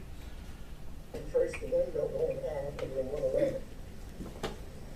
Melody Flores is still urging Adrián Gonzales to go in. She sees the shot come through the window. Adrián Gonzales tells the police that she's the shot come through the window. Adrián Gonzales gets on the radio and says, guys, I think he's made it in the building. See, that's what they told you at the beginning. They told you that Adrián Gonzales got on the radio and said, guys, I think he's made it in the building. Why are they telling you that? Because they want you to believe that he had that knowledge early, that he knew that he was in the building. What else did he say? In the opening statement to you, that Melody Flores saw the gunshot go through the window. When she testified, she said, I didn't see that. Why is it important? It's because Coronado radio, we've talked about it, and I feel like it keeps going into a memory hole every time it goes back over here. Right here, Coronado says, guys, I think he made it in the building. He established that. He said, he's the guy on the radio. He's the guy that thinks. Even Ranger Hill said, Coronado is the one who said that. Why did he say that? Because these three saw him do it. Because these three had line of sight. And he's radioing that around. And one thing we were clear to point out is that a gunshot did go off at the exact same time as that transmission. Why is that important? Because we don't know who heard that or who didn't. We don't know who heard Coronado go out and say that he's in the building. But we know that Coronado knew that or said that. And so that's the knowledge he has when he's driving around. Why is that important? Because prosecution, what have they tried to make you think? Coronado knew immediately that the gunshot fire was coming from the building. Coronado knew immediately that. Look at Coronado. He knew it immediately. Of course he did. He saw him move the building on the side. He knew it from here. Once he came around here. Jack, so that's not admitted into evidence. There's no evidence that Coronado saw the shooter. There's no testimony about it or anything like that. So now he's misstating facts to the jury. Okay, once again, ladies and gentlemen, what the lawyers say is not evidence. If the evidence, based upon your recollection, differs, rely on your own. You may proceed. Well, and I can understand why they're trying to fight against that. Because look, This is, what I'm saying is we know that he radioed, I think he's in the building. When he's on this side of the building going to the other side, we know why. He testified, I thought he was going through the building, which implies that he knows that he went in to the building. But they keep fighting against that because this, knowing that he's gone into the building on this side, all their training, what does it say? Go to the gunfire. Even Ranger Hill they're twisting everything. They're twisting it all around. Ranger Hill said, well, yes, going to the gunfire is going all the way around here to the other side of the building, from where you saw him enter and from where you heard and saw him shooting into the building. So that to them is going to the gunfire. That to them is following their training, exactly how they're supposed to. That to them is working to distract, delay, all the things they've charged him with. Well, they're not charged because they did that, even though they watched this happen. Had to have. And then Mike Witzkel. Now, I thought this was interesting. Mike Witzkel, I mean, he's an interesting guy. He said, I'm here as an expert witness in training, right? He didn't have any opinion. This is the interesting thing. The state had every opportunity to have Mike Witzkel go, I trained this guy. And I've seen all this stuff that you've given. And I reviewed all of these things. And Adrián Gonzales did not follow the training that I had. They had every opportunity to do that, and they didn't. They didn't ask him. He said, I didn't review anything. I don't have any opinion about whether or not Adrián Gonzales followed his training. In fact, you don't have any opinion at all. You don't have any real statement from anybody about whether or not he followed his training. And the things that you have from the officers are always with a caveat. Yes, you run to the gunfire if you know where it's coming from. If you don't know where it's coming from, you take cover and assess until you know where it is coming from. That's the first thing. You run towards the gunfire if you know where it's coming from. You look at their active shooter trainings. All the active shooter trainings involve them seeing the shooter and then going after the shooter, which makes sense. But they are prosecuting a person that they will have to admit, and they have admitted, and they've stipulated and never contested that Adrián never saw the shooter. I mean, he talked about the death by PowerPoint. In Adrián's 40-hour class that they were talking about, the 40-hour class he took, he said, look, we do 75-25, the practical versus the death by PowerPoint. I'll point out that, and you'll see that in the training the prosecution mentioned about, well, Adrián taught a training. He facilitated a training. He did. There was somebody else who wrote the materials. There was somebody else who did it. And that's really what they kind of do. They have to facilitate for each other so that they can get their training hours. But in these trainings that are happening, in the trainings that are going on, all of the trainings are training them to come in, have a rifle, come in, go in and be prepared to come in and do those things, and mainly to come in and see the shooter. Mainly to come in and know where the shots and the shooter is happening. And what they have done is they have just said, well, we don't care. Yeah, he said he didn't know where the shooter was. We don't believe him. We believe everybody else. Everybody else gets a pass. Everybody else. Randy Hill gets a pass. Saucedo gets a pass. Well, yeah. Saucedo said, I think I see him, permission to shoot. Well, we don't believe he said that. Or if he did say that, he had kids behind him, so he shouldn't shoot. What kind of, that's crazy. That's crazy. Talking about this backdrop, them talking about this backdrop, that's crazy. And if that's the case, these officers are being overtrained on backdrop, because you do not fail to shoot a mass murderer of children because there's a backdrop where you could potentially shoot a child. You don't do that. You have to take that shot. And so if that's what they're saying, well, no, Saucedo has a reason why, because there's this backdrop. But then we pointed out, well, if Adrián did what they were asking him to do and came around here, we know now that by the time he transmitted, the guy's in the school, so he would have come around and nobody would be there. Thank you. But even if he came around and somebody was there, shooting back here, that's his backdrop too. But nope, not for him. No excuse we make for every other person there applies to him. And I think that there's something fundamental in each one of us. I think it's fundamental in each one of you that that's not fair. I think it's fundamental that that's not how justice is supposed to be done. It's not. It is not fair. It's not how justice is done that they can do that and interpret every fact against him, but for everybody else, similarly situated or better situated.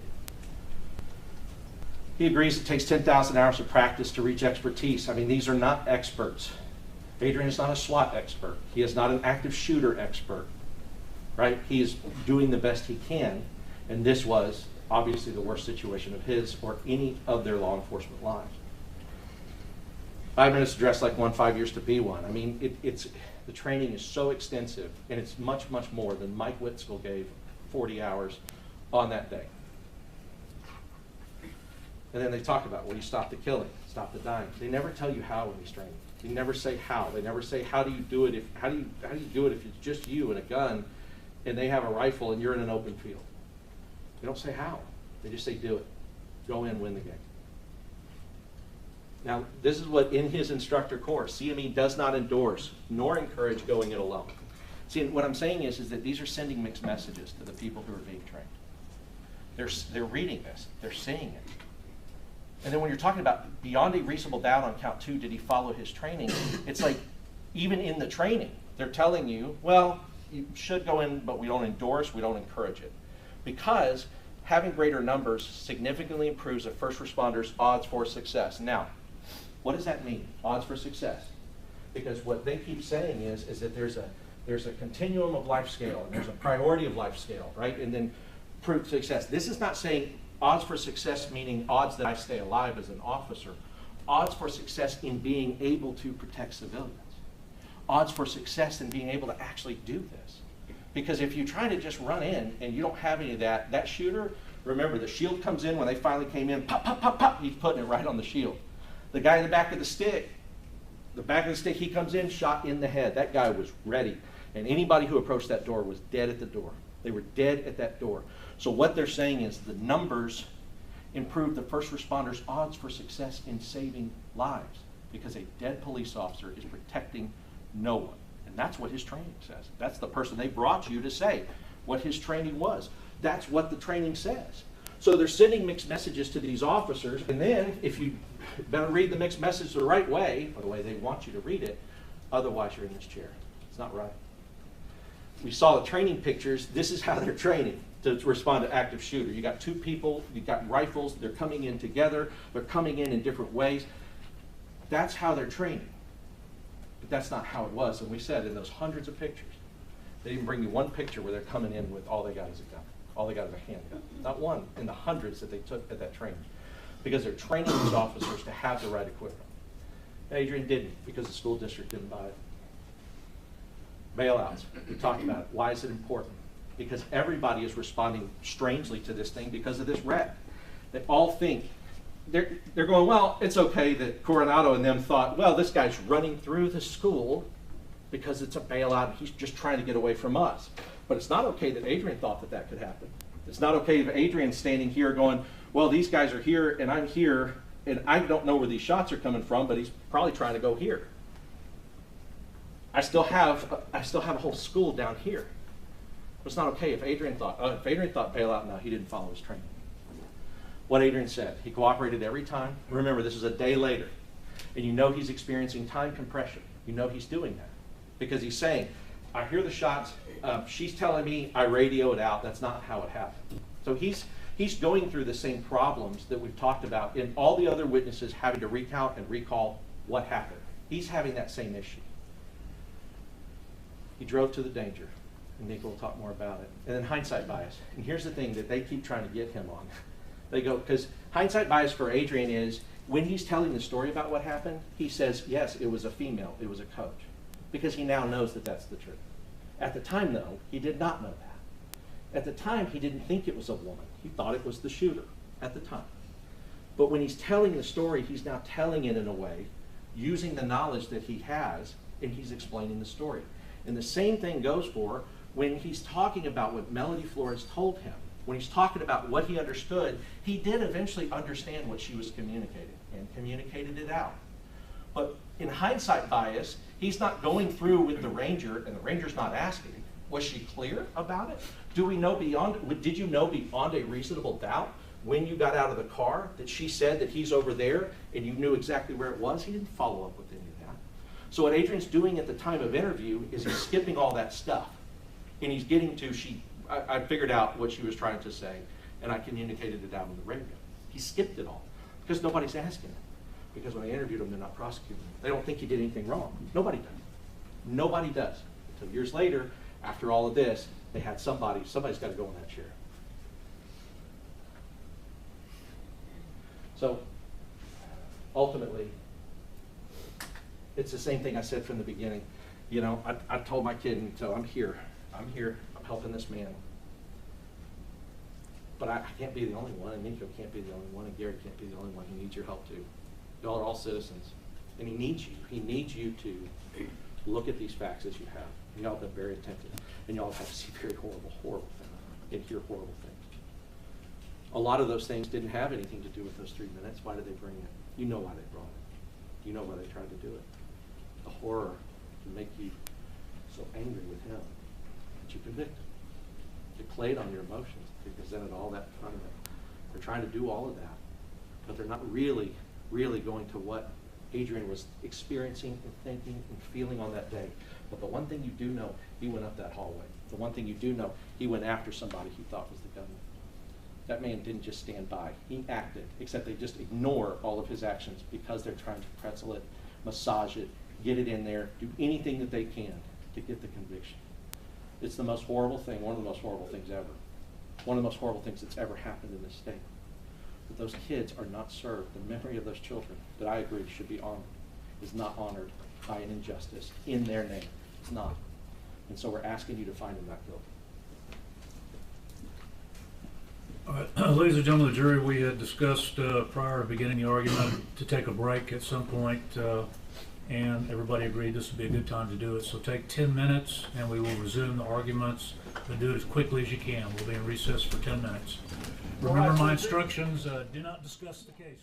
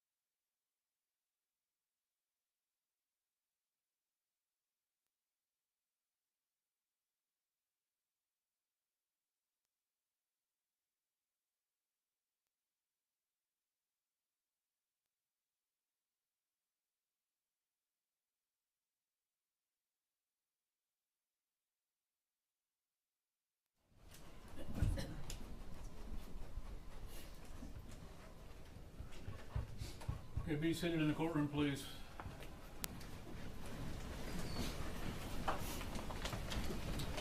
All right, members of the jury, when we recessed, the defense was in its closing argument. You may proceed. May I please report, Judge? Closing counsel.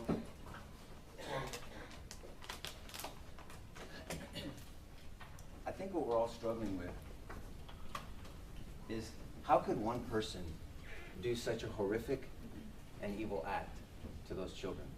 And it's real. I mean, we're all thinking it. We're not immune from it. Everyone's thinking that. And the issue is that generates emotion. This has been an emotional trial. I can only imagine what it is to the families, and I'm going to talk about that in a second. I know it's been emotional for you. We've been watching you, rightfully so. It's been emotional to you. It's been emotional to us as well. Do you not think that that burly man, when he goes home and he gave you that story about his son, that he's not digging his face in his chest, weeping? I have permission to say this because he did. Weeping. Do you not think that Gary, when he's doing FaceTime with his twins, that he stays on a little bit longer or lets them call past their bedtime so he can talk to them, never knowing if that's that last time? Do you not think that Michelle doesn't rush home to go to her granddaughter's games? Because she does. It's emotional for all of us. Or Joseph, and he gets away and disappears at the house that we're staying in because he wants to talk to his children, making sure they're okay. I shared with you in jury selection the journey my parents went on and my family went on with the murder of my brother in our driveway. Do you not think that when I close my eyes that I don't rethink picking up my mom off the ground in our driveway, loading my brother's body on the gurney after they finished the investigation and helping my pop wash off my brother's blood in our driveway? There's nothing like a mama's cry. Nothing like a mom's cry. You can't explain it. Nothing compares to it. And that's real. And we don't ignore that. It's never been us against the family. It's never been Adrian against the family. It's been a pursuit for truth. Remember the totality of the circumstances? It's a pursuit for truth. And because this has been so emotional, the only way that can be dealt with in a justice system is through a jury trial. I love a jury trial. I love the justice system. Thomas Jefferson, as we talked about in jury selection, we talked about Thomas Jefferson. This has a little bit of a delay. I consider trial by jury as the only anchor ever yet imagined by man, by which the government can be held to the principles of its Constitution. One of our founding fathers believed that. I do. In a system of the people, by the people, and for the people, you're the equalizer. You're the one that has the final say. With all due respect to the judge, who I respect very much, not him, not the bailiffs, not the government for sure, not even the defense, it's you, it's the people. And that's why I love a jury trial. And it deals with the emotion. It's the only way to balance this emotion and reason. And I say this respectfully as I can. They're trying to hijack your emotion to circumvent your reason. That's what they're trying to do.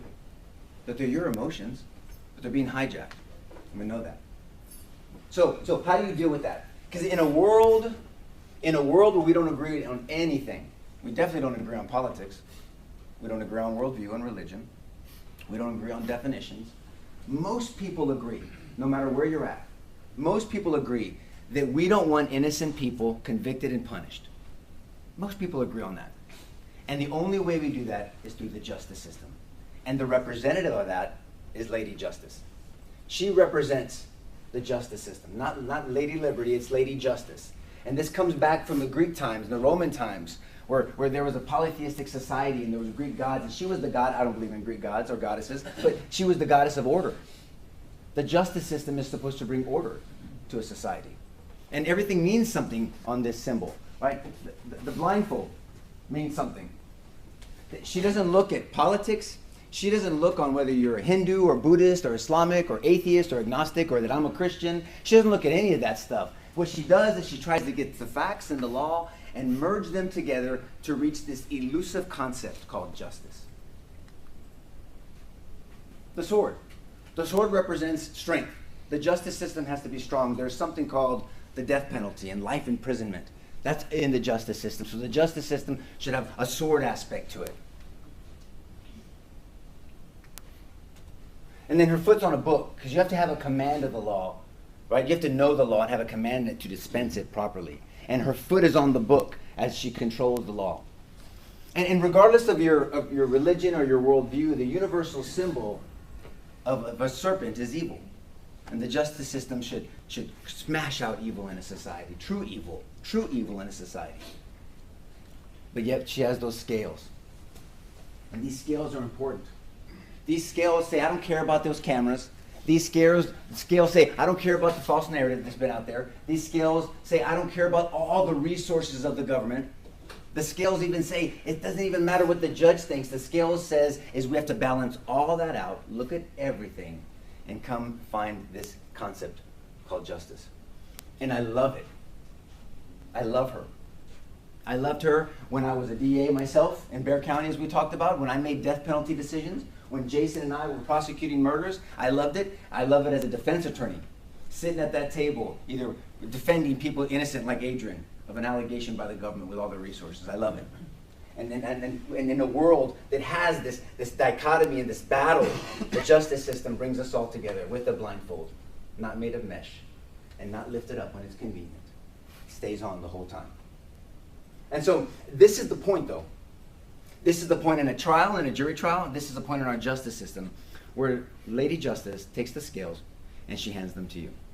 And now you have them. And that's what we're arguing to you. And that's what we've presented to you. And so all of this gets me to a point of where I'm in a dilemma. Let me tell you what my dilemma is. My dilemma is that I'm a passionate person, if you haven't noticed. And my passion, I think, can be a strength, but can also be a weakness. And so I wonder to myself, if I look like I haven't slept, it's because I haven't. Did I do too much? Was I too passionate? Was I too aggressive? Or did I not do enough? Did I not ask the right questions? Should I have gone even harder? And I struggle with that. But my dilemma is I can't apologize for it. And I won't be fake. And I won't tell you something that I don't believe. I haven't done that since jury selection. I won't start now. And so I can't apologize for it. And because I can't apologize for it, all I can do is ask you for grace. Just extend some grace to me. So if I've done anything, if Jason's done anything, if Gary's done anything to offend you, please, you don't have to now, please hold it against me or Jason or Gary, not against Adrian, okay? So that's what I'm asking you to do for us. And so we have to look at things, because what came up during the trial, and at the beginning when I told you, is there was a concept called totality of the circumstances, right? This case, ultimately, we're going to consider everything, allegedly. We want you to consider everything. But this case boils down, truly, to 1 minute and 48 seconds. Not 3.5 minutes, not 77 minutes, to 1 minute and 48 seconds. And it came up during the trial. And so Jason talked to, how do we know that? I'm not making that up. I'm going to their charging document. I'm going to their instrument that they charged Adrian. It goes up until after the shooter entered the room, 111 and 112. Until after the active shooter shot at one or more, one child or children in rooms 111. So it's from when Adrian showed up at the scene, as the shooter is there, and until that shooter goes into those rooms and does what he did to those children. So we have times on that. That's what I'm saying. We have times. We know. Remember this? It's over here, but we took a picture of it. So Adrian parks. It's not contested. Adrian parks at 11:31:55. He parks. We'll talk about what he was responding to and how other people responded and how Adrian responded as he's going to what he thought was the danger. And we'll talk about shots fired. That's true. He calls shots fired because he hears them himself. But he parks at 11:31:55.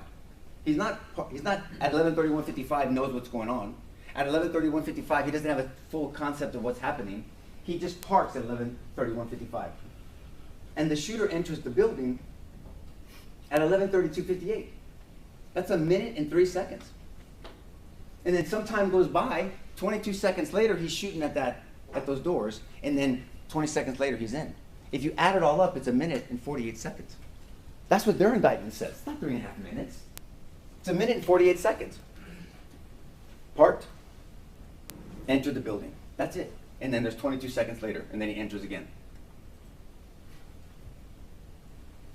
11:33:43. This is when he enters room 111. This is where we get the extra 45 seconds, and that's why I say 1 minute and 48 seconds. I'm going by facts that you've heard. They're charging, and that no one's making things up on our side, okay?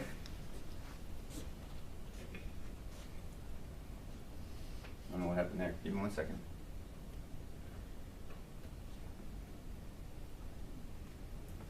It held down on purpose. Yeah, just back it up. I'm trying. Give me 1 second, guys. Okay. Okay, so here's what the government wants you to compare Adrian's actions to others. So let's do that. And that's all we were doing during the trial. We were asking questions. We got permission. I mean, Mr. Espinosa sat to your right, and then Mr. Starbeck over your right shoulder, sir. And we asked everybody permission. For where you were sitting, Mr. Peña was between you two, and we remember in jury selection, we talked about that, and we got permission from you to be able to ask tough questions. Even about sensitive matters, we did. And everyone said yes. So let's compare some actions. We're going to compare the actions of Mendoza, Saucedo, Coronado, and eventually Hill. And yes, they could figure that out during trial, so of course we're going to talk about it. So just to lay the ground, you guys know this already. So here's an aerial view. We can't even see Adrian's car. He's so much to the southeast side. But Coronado, Mendoza, Saucedo are on this side, a little bit outside of it. You've seen this picture multiple times. This is the scene.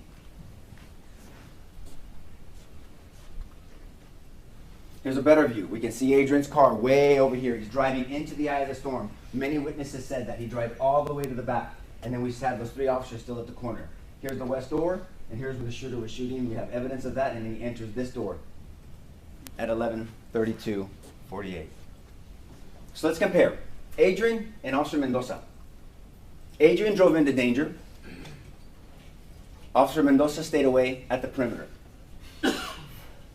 Adrian had no line of sight, not contested. Christina's not going to come up here and tell you that he had line of sight.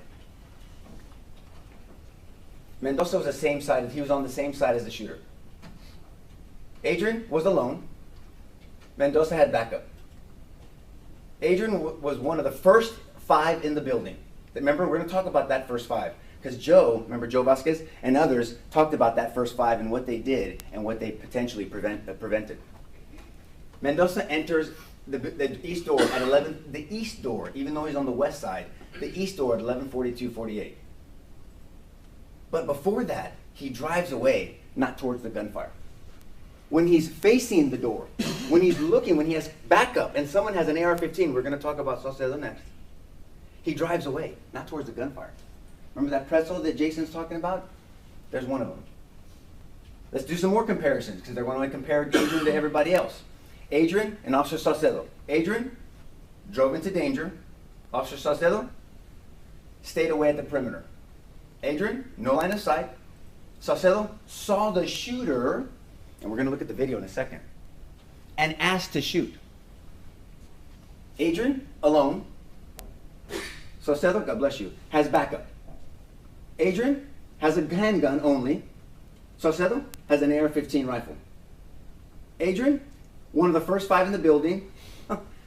Saucedo never goes in the building. After having line of sight, opportunity and ability to do something, and he doesn't. He never goes in the building. And he also drives away, not towards the gunfire. Now let's look at this. This is the dashboard of Coronado. Here's the sergeant. Mendoza's here. They set up perimeter. They're acting as if they're being shot at, but there's no evidence. There's no defects. There's no objective evidence they got shot at. Here's Saucedo. There's a long rifle. Watch his behavior.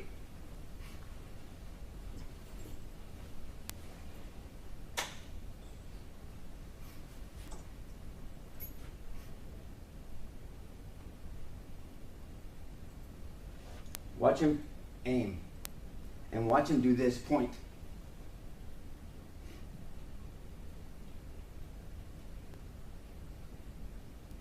He's there. He's there. There he is. He had aimed him. He's pointing at him. He's there. And then they saw him walk into the building, so they leave. We're coming back to this video. There's no evidence that's a misstatement of the facts, Your Honor. No, it's not, Judge. I'm going to object. I want it on the record that he's misstating facts to the jury. Okay, once again, ladies and gentlemen, what they say in argument's not evidence. If it differs from your own recollection or rely on your own, you may proceed. It's in evidence, guys. I asked questions. I was very specific about questions. I gave people opportunities to talk. I wasn't trying to be a bulldog on anybody. Maybe you can think I was on Ranger Hill. We'll talk about that in a second. But we're just asking questions, specific questions, not general ones, okay? So let's talk about Officer Coronado, Sergeant Coronado. Adrian drove into danger. Sarge, stayed away at the perimeter. Adrian, no line of sight. Sarge, same side as the shooter.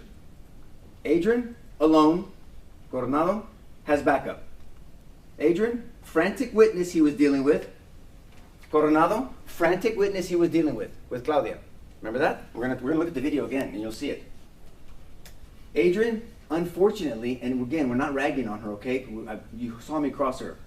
But she was wrong, and we'll talk about so many things that she was inaccurate about. A frantic witness that was wrong and inaccurate because she was on the wrong side of this issue.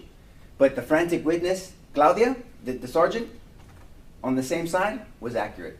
Because you know why? Because she said, he went in the building. He went in the building. And you see the video yourself that they're acting like they knew he went in the building. Because you don't go from this, thinking you're being shot at, to this unless you know that the danger is gone and they're in the building. You saw the video yourself, and we're going to watch it again. Sergeant Coronado unfortunately drives away, not towards the gunfire. So now we're going to watch it again, but now we're going to focus on Sergeant Coronado, okay? This is him again. We already looked at Saucedo's behavior. Look who he's talking to. He's yelling at somebody. That's Claudia. You go inside. Okay. What? They're talking. She testified. I told them he went in the building. And guess what? He acts like he knew he went in the building. Because you don't go from ducking like that to watch his car drive off. Watch all of them. They all know he went in the building. They don't believe what they're trying to prosecute. There's no way. Our defense is not, well, if you're going to prosecute Adrian, prosecute other people. They don't believe it themselves. You can't. I'm going to go through a list in a little while of all the things that they're going to have to, Christina, with all due respect, is going to have to come up here and tell you to ignore to get to the man at the bottom of the totem pole. I'm going to show you that list, and I'll be right, humbly, but I'll be right. Where's Randy Hill? I know it bothers them, because he's the one dispatched. Why didn't they call him? Why didn't they call Saucedo? So we can ask them questions and bring you answers. The government has all the resources, all the rangers, this whole road. They have the whole government of Texas and all the resources to bring you evidence. And we expect that of them. Where's Randy Hill? Where's Mendoza? Where's Saucedo? None of them. The only reason why they brought Coronado is because they wanted that video in. He's dispatched at 11:29:36, 3 minutes before the shooter enters into the building. What was 911 told? That is another aspect of the bill, and Bill's right. I mean, he could hear. He's an intelligent man, and tremendous respect for him. But he heard our questions. I mean, that's a factor. We have to. If we're looking at the totality, what were they told? What information did they all have? Someone shooting a gun. This is what Mr. Limon is told, dispatch. They just shot at us. He's shooting at the school. That wasn't relayed to anybody. He's jumping into the schoolyard. Wasn't relayed to anybody. He just jumped over the fence. Still wasn't relayed to anybody. He's running towards the school. Nobody knew that, but that nobody knew that includes Adrian. That includes Adrian. He's wearing black. No one knew that. That would have been helpful to know. But we know for sure, and I know Ranger Hill's here. He can come sit right here if he wants to. I asked him, you don't know, I know when he showed up on the scene. You do? It wasn't in your critical timeline. Well, it's in a different timeline that he gave to them, didn't give to us. Interesting. But so in his critical timeline that he didn't review for 3 years before he sat in front of you and testified to this, he said that that's all that's in his critical timeline. Not when Randy Hill supposedly showed up, because Randy Hill didn't check in at location. Let me know what's going on. Nothing. No communication. So all we have in the first critical timeline is this. Randy Hill at 11:33:32. Just standing there. Setting up. Did you hear how difficult it was for him to try to make up an excuse for what Randy Hill's behavior was? Did you hear how difficult it was? Because you couldn't objectively do it. Not based on Nico standards or Jason standards, just training standards, tactics. I asked them tactical questions. How does this make sense? Well, he was just there momentarily. Where's that? I don't understand where you're getting this from. What we know for sure is that Sergeant Coronado is driving around the school, and there's Randy Hill. He's already out of his car. He's been there for a little while. I don't know how much it is. The ranger thought he knew. I don't know how. But there he is, setting up perimeter. When nobody's asked him to set up perimeter. Oh, they said there's a dispatch, again, that we didn't get. From an unknown person. Remember that exchange? Figure it out. I'm going to object. This is misleading the jury, and he's having them believe that we did not turn over everything to him, and it's Okay, but objection. Remember that exchange? I was just asking questions based off the evidence that we were looking at. I let him, what are you looking at, so I can ask you about what you have in front of you. There was no trick question, no gotcha. I told him I'm not going to question your character, but I will question your opinions. I'm going to question your investigation. He knew that. He knew that. He's coming before you after 3 years of all of this and the resources, 3 years, and that's what they brought you? That's the mortar to their case, Ranger Hill? Bringing it all together in his critical timeline? Well, where's Randy Hill? We all want to hear from Randy Hill. And then we have a hero, a true hero, Joe Vasquez. You heard about Joe. I mean, he gave me permission to call him Joe. He called me whatever he wants to, but we went through scenarios. We went through breaching. We talked about when you breach an outward swinging door versus inward swinging door. Well, what did Joe tell us? At 11:56:28, he linked up with Lieutenant Canales, who briefed him. Very different when you're being briefed by fellow cops after the situation has already been assessed. Very different, but they want to conflate that to Adrian. Well, they did that. They listened to instructions. They moved in. You have 27 officers around you. Everybody has guns and helmets and vests on and AR-15s and said, here's what's going on. And oh, yeah, of course they're going to listen. That wasn't Adrian. I asked if he wanted me to make entry. He didn't do. He asked. He understands there's an order. He understands the danger of it. We talked about the danger of it and fatal funnels, and there was 2 of them. There was the hallway, and then there was the actual doorway. We talked about that.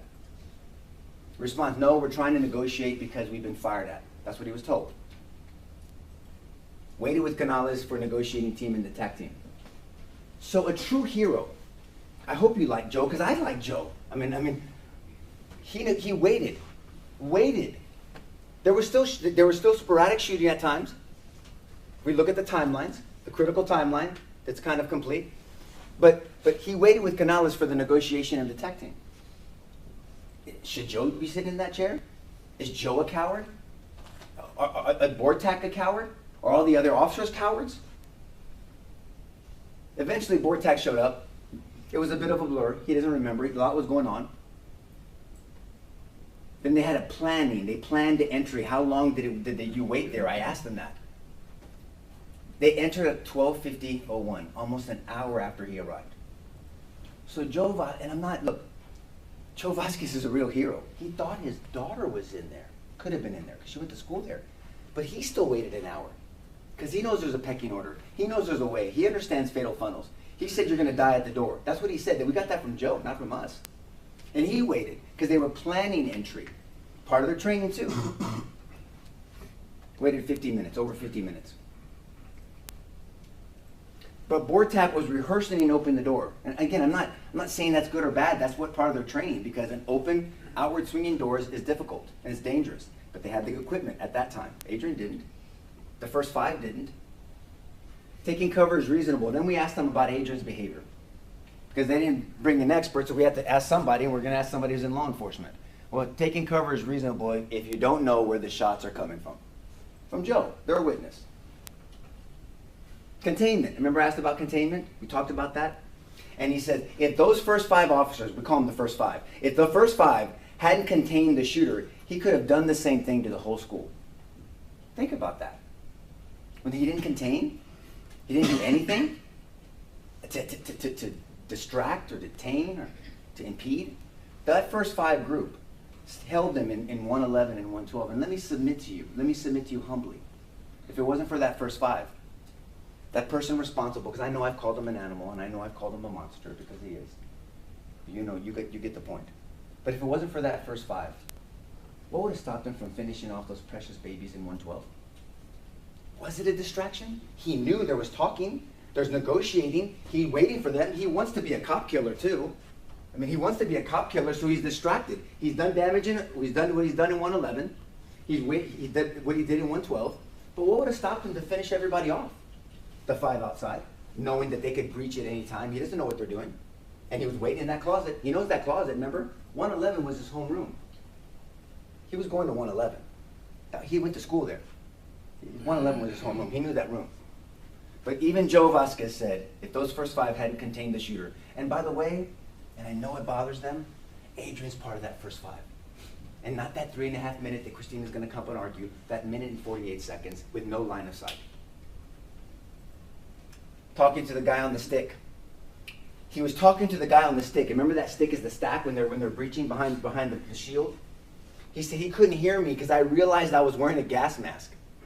He himself was experiencing perception distortion. He didn't even realize he had a gas mask on. There was no gas, but he put it on, and he couldn't hear, and he's talking, like, oh, what am I doing with this gas mask on? And so he took it off to talk, but he didn't realize it at the time.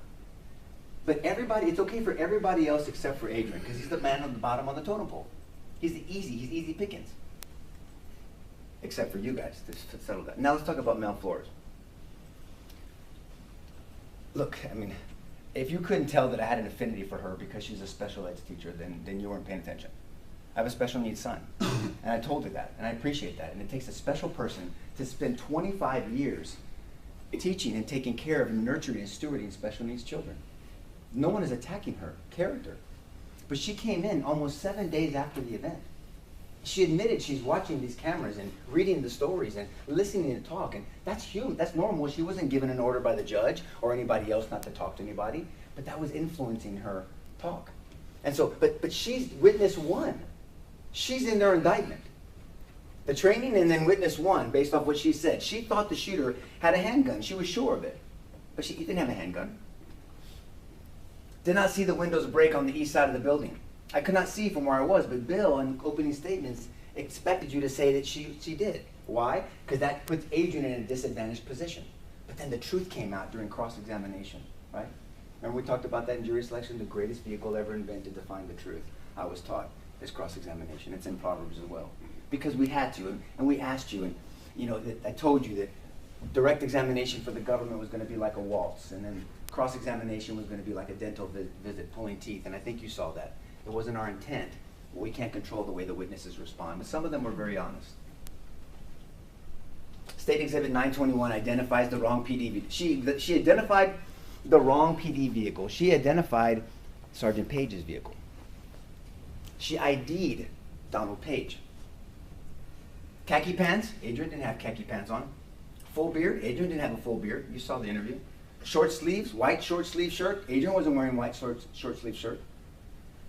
We believe she saw Sergeant Page, but she also testified that she was frantic. Yes, I was. Let me submit to you respectfully. Again, this is nothing against Ms. Flores. God bless her. Let me submit to you that you heard the 911 call from Mr. Limones. You heard Amy Marin's 911 call. Understandably, it's frantic in the background. You heard Claudia in the background of Mr. Limones' 911 call. Ms. Flores was more like that. Adrian's dealing with that type of franticness. Understandably, again, it's not a criticism, it's just an observation. He was pacing. Remember we talked about that?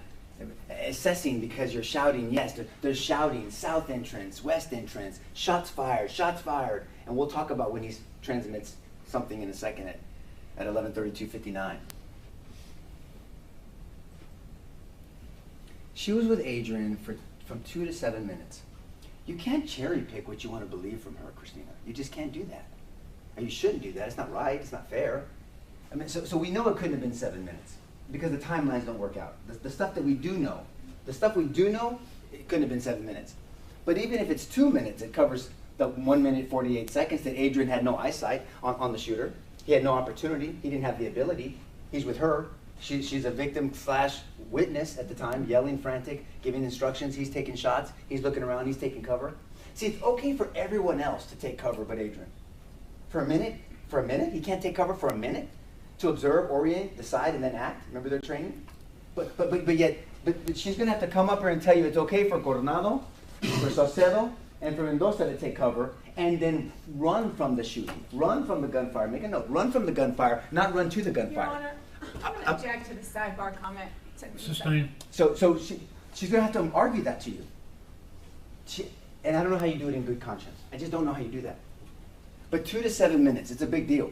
That's a big deal because it came out in evidence, and you should consider that. And the reason why it's in the big deal, I want to say this because I asked Ranger Hill. I said, well, why isn't that in your timeline? Why do you know that information? I go, would that have been important? And he said, yes, it would have been important. So good for you for answering that way, because it's true. It would have been important. For him to assess critical, important, his definition, important timeline, 2 to 7 minutes with a witness / potential victim, it matters in your assessment of someone's behavior and what they didn't do and what they were actually doing. Excuse me. Shots being fired while with Adrián Gonzales. Yes, while they're together. So now he has somebody he has to protect as well. And himself and her, and think about it. He has no idea that this person's going, he doesn't know that. There's no evidence that he knew he was going in the building. He's going in the building, Adrián. There's no evidence of that. He couldn't even see this guy. And we said pacing could be taking cover. She says, I'm sure. Said the shooter went in the south door but pointed to the west side. Yes, I did. And then in her interview, the investigator, the ranger, had to say he did not go in the south side. Oh, I really thought he did. And she was honest about it. I really thought she was mistaken. She just was inaccurate. At the time, he thought the shooter went in the south door, yes. Told him the 4th grade building. He said, what building? He doesn't even know that. He's not part of that. He's assigned to the high school. He didn't even know which building you're talking about. Yes, I just wasn't listening, she said, because there was a lot going on for her. That's understandable. Then said he's on the west side of the building. Yes. So south side entrance, west side building, yes. Dialogue between you two was 2 to 7 minutes, yes. So here we go. Adrián with her 2 to 7 minutes. Shots being fired while with Adrián, yes. You say pacing could have been taking cover, yes. Said shooter went in the south, yes. At the time you thought the shooter went in the south door, I did, yes. Told him 4th grade building, he said what building, yes. So there's confusion there. Not confusion like he's confused. He's trying to figure things out. He doesn't even know where she doesn't even know where she's directing him to. And again, there's a lot going on for her. Dialogue, yes. I just wasn't listening. Now we have Ranger Nick Hill. And I'm sorry, Christine, I didn't mean to be disrespectful to you. I apologize. I'm going to temper myself. I really believe, with all due respect, Ranger, I really do believe that Thomas Jefferson was talking about someone like Ranger Hill. And I'm saying that with him in the room. I consider trial by jury you as the only anchor ever yet imagined by man, by which the government, including him, the government, can be held to the principles of its constitution, and one of those principles is due process. You know what due process means? It means fundamental fair play.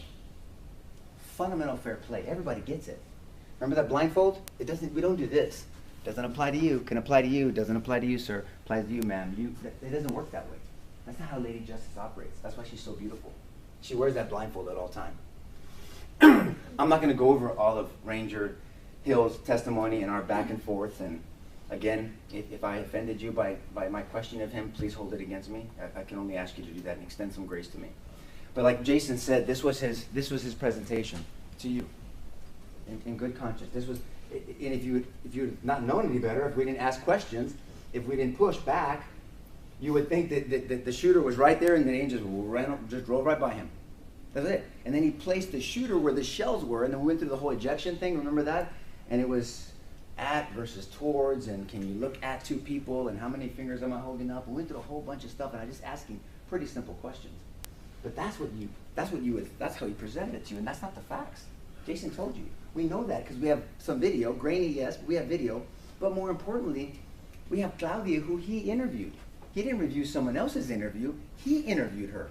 And not only does she, but also Mr. Limones, and even Amy Marin loses the shooter in between cars. He's in between cars. That's where he should have been if he was going to present that to you, this animation. But the government sponsored him anyway. Now, whether they knew or didn't realize it, I don't know. I'm not inside their minds, and that's between them. But they sponsored him anyway. So what is Christina going to come here and say to you? 3 minutes. She'll say 3.5 maybe. Okay, because Bill kind of gave you the heads up on that. Didn't follow training. Well, Jason went over the training, so I asked him a lot of questions. I talked about tactics with him. He was a very, very nice man. He agreed. Just my opinion. I'm one opinion of many. There's different. These are suggestions. And I said, I understand. Thank you, sir. Very respectful. Didn't follow training. Then we showed you the training. We don't recommend going in alone. But we're not even saying Adrián made that conscious decision, by the way. We're talking about 1 minute and 48 seconds. had an opportunity, best opportunity. I mean, Ranger Hill, over the three in the corner, said that Adrian had a better opportunity to stop that shooter than Coronado, Saucedo, and Mendoza. You're the judge of the credibility. That's why you're here. That's why I love the jury section, the jury trial. And here's what they're going to do. They didn't say it, but they're saying it. They're trying to feed you a coward sandwich. They want you to eat a big coward sandwich and say that Adrian's the one that gave it to you. The problem is, it is wrapped around 2 slices of bread of bravery. That's the problem. You have this coward sandwich, but you have bravery and bravery around it. The bravery of driving into trouble, thinking there was a shooter. Only one, didn't set up perimeter, goes into the trouble, into the eye of the storm. And then he's one of the first 5 that goes in the building. Takes rounds, what Martinez does, takes rounds, and you saw the video. Adrian has his weapon out, he doesn't move. Paige is there, he's in the fatal funnel. All that shooter needed to do was turn this way and start shooting at them. He didn't run away. He only went outside when his radio didn't break, because the radios don't work inside of schools, which is interesting. And so then he had to go outside to call for SWAT, call for cover. Everybody's doing that. It's for the cover for the situation, not for him. That wasn't accurate. And then what Bill told you in opening is that Adrian, if you listen to Bill's opening, and again, this is respectfully, you would think that Adrian showed up and just stayed there and stood there. If you remember opening, I don't know if you do or don't, but that he just stood there and didn't do anything. And the evidence didn't play that out. The only thing Adrian remained in, he remained in danger. He went into the danger and remained. Once he figured things out, he went further into danger and remained. That's the only thing he remained in. And they're going to ask you to send the message. Jason couldn't help himself. He had to talk about it, and I understand. The problem is the message that will be sent is be Officer Hill. Set up perimeter even though you're not asked to set up perimeter. Don't go in. Don't go into the eye of the storm. Don't even wait 30 minutes. Stand back. Don't do anything because I don't want to be sitting in that chair. That's the message that will be sent. Not just to Uvalde County, but also to Nueces County, Bexar County, because people are watching. And that's the message that would be sent. That's not the message that needs to be sent. They need training. They need good training. They need proper training. They need resources. They need help from those schools to work with them in conjunction. And we'll talk about doors being locked here in a second. And all working synergistically together to protect the most precious thing we have in our community, and that's our children. No doubt about that. But to pick the man lowest on the totem pole and drag him into court and to come before you, there's a lot of things they're going to have to ask you to ignore. They're going to have to ask you to ignore inaccurate dispatch. They have to. I'm not saying it's their fault, but they're going to have to ask you to ignore it. They're going to have to ask you to ignore that Adrian drove into danger. Remember that sandwich? They're going to say, yeah, okay, the bread is fine, but the coward sandwich is full in the middle. And then, yeah, I understand the bread at the end is bravery, but we just want you to focus on what's in the middle. It's like an Oreo where you take off the up top. They want you to have the coward cream in the middle. Remained in danger. They're going to have to ask you to ignore that he remained in danger. That he had no line of sight. They're going to have to ask you to ignore that. He never had a line of sight. But other officers did, not him. They're going to have to ask you to ignore that it was truly, because I looked at the indictment and we're looking at the facts, it's truly 1 minute and 48 seconds. They're going to have to ask you to ignore that. She's going to argue something different, and give her your attention, please. They're going to have to ask you to ignore that. They're going to have to ask you to ignore Mendoza, who showed up 27, 28 seconds after Adrian. That's it. That's the difference. He was there too, before the shooter made it in, with line of sight, with backup, with guns, with superior weapons. They're going to have to ask you to ignore Saucedo. Line of sight, never goes in, drives away. You saw the video yourself on the dash cam. They're going to have to ask you to ignore Sergeant Coronado. They're going to have to ask you to ignore Randy Hill. They're going to have to ask you to ignore building doors being unlocked. Everybody, Wixel, all of them, all the Rangers said if those doors were locked, it would have made a difference. Since time is of the essence, those doors being locked would have made a difference because you had 3 officers on that side. You had 3 officers on the side, on the west side, one with an AR-15, getting instruction from Claudia. He's going in the building. They're right there. And if you would have been locked out, you don't think that would have made a difference? But they have to ask you to ignore that. I don't know what you do with the school board on that. That's not what this trial is about. But you have to ignore that. They're going to have to ask you to ignore that. Or it's not that important. It's more about Adrian. The classroom doors being unlocked. I'm sorry for what Mr. Reyes went through, but that door was unlocked, and it should have been locked. That would have made a difference, a key difference. And you know what really made a difference? If that door was unlocked, and those 3 officers in the corner followed the gunfire and made it in the west door, not drive around for whatever reason. You can talk about, I want to hear the excuse. Made it, and then the shooter's in the fatal funnel. This door's locked, even if you got into the school. The classroom door's locked. And he starts shooting at the door, but then here's these 3 officers following their training, cutting the pie, getting with him, and then he's in the fatal funnel. That would have changed things. We can what if it all day long, but they're what ifing it, and they're asking you to make presumptions and speculate with Adrian, but they don't want to do it with anybody else. This is the hardest part of my job. Because I have to sit down and I can't talk anymore. It's not that I like talking, I just have a lot to say. I get it. You can ignore me, you can say I'm full of it, that's fine. You can tell me after. But because the state has, the government has this burden that Jason went over, the highest burden in our justice system, the burden that the government has to prove to take away someone's liberty and change the course of their family's lives and that person's lives. And it's a burden that we all agreed was appropriate for the government with all their resources to have.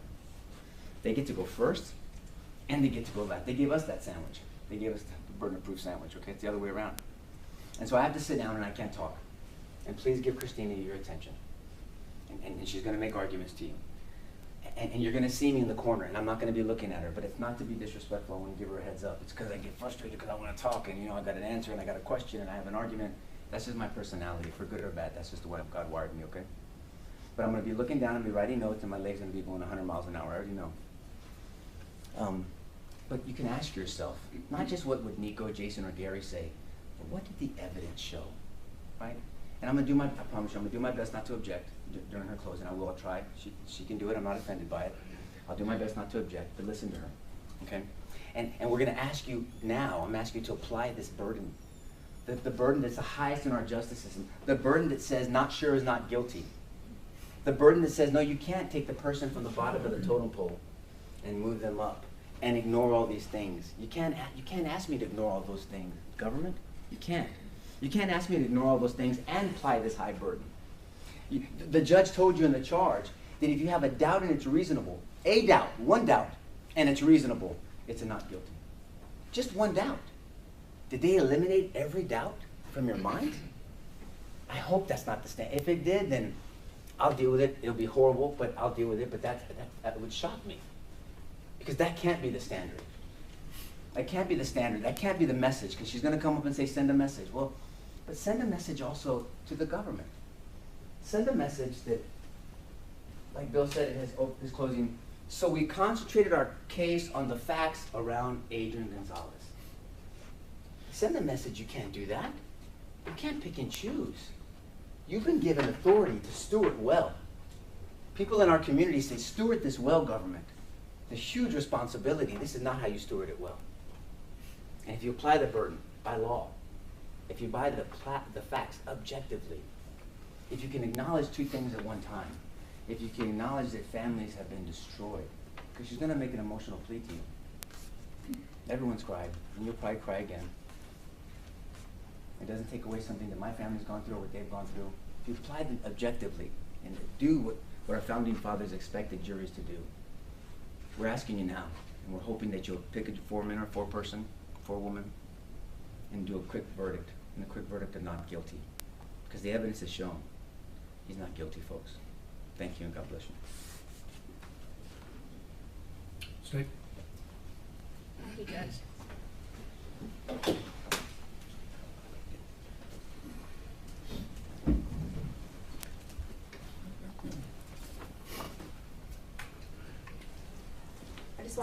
Just a quick note that the judge is going to decide the punishment. I think that was made clear to y'all, but I don't know if it was confusing here with the closing statement. So I guess I'll kind of address quickly the idea that I bow to political pressure. There's no evidence in this case that I bow to political pressure. And I think if you remember in the opening statements, the defense talked about all these third-party investigations that went on in the opening. And the easiest thing would have been me to do what all those did, which is say, don't blame us, blame somebody else, or everybody's to blame, therefore you can't hold anybody responsible. That would have been the easiest thing. So, you know, I've never bowed to political pressure. And that's not what this case is about. The defendant, in their opening statement, they talked to you about, and they did here in the closing, that he was not assigned to the school. He relayed information. He drove to the school. He went into the building. He called for SWAT. He stood perimeter. He evacuated students. He had no shields. He checked on another officer. He got the building plans. He secured a master key. And there was even testimony during the trial that he evacuated students, and wasn't that a good thing? A good thing. And he relayed information over the radio, and wasn't that a good thing? Ladies and gentlemen, this is not about doing a good thing. I am not standing in front of you, and this case has not been about handing out participation trophies. That's not what this case is about. This case is about, and it's always been about, holding officers to the duty that's mandated for them in the law. Mr. Turner and I, as prosecutors, we had these big books that we're supposed to follow, and the laws and all that, and he described to you that there's a special law in these books. One special law with regard to children. And that's what this case is about. All of this, the personal attacks, all of that was an attempt to justify the unjustifiable, in my mind. We're not talking about people being perfect. We're not talking about pretzels. And I'm not here to send mixed messages. I'm here to say that when you are a peace officer for a school district and you raise your right hand and say, I am going to be a peace officer, I'm going to do my job, that you're going to be held responsible. You're going to be held to that duty. You know, when we had the active shooter training that was brought in, that active shooter training goes through all the mass shootings of schools back to Columbine. At the time that the Robb shooting happened, we've had, 23 years of mass shootings. And school districts have begun their own law enforcement police force. That's saying, we're not just going to depend on the local police department, we're not going to depend on the sheriff's office. This school district, the Uvalde Independent School District, we are going to have our own police force. So what does that mean?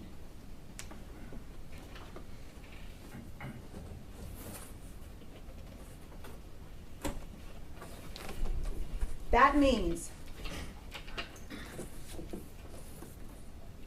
these buildings, they are their homes. Those hallways, there are their roads. Those students in those classrooms, those are their people to protect. Even Mr. Gonzales, the defendant, says that in his video recorded statement to the Rangers. He says, it was a car wreck, but that's not my responsibility, that's the local PD's responsibility. But when I heard that there was a gunman and he was near the school and entering the school, that's when I got in and went. Because that's his jurisdiction, that school district. That's his jurisdiction. Those students are his people.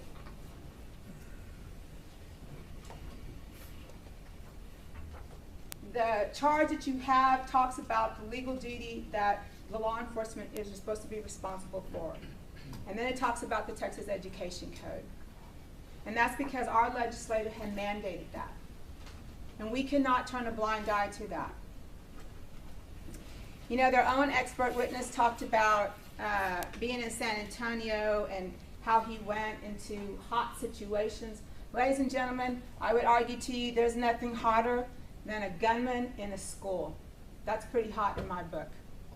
And we have training, and he said if you have training or you don't, you figure it out. This defendant had training. He even provided the training. He put on the training.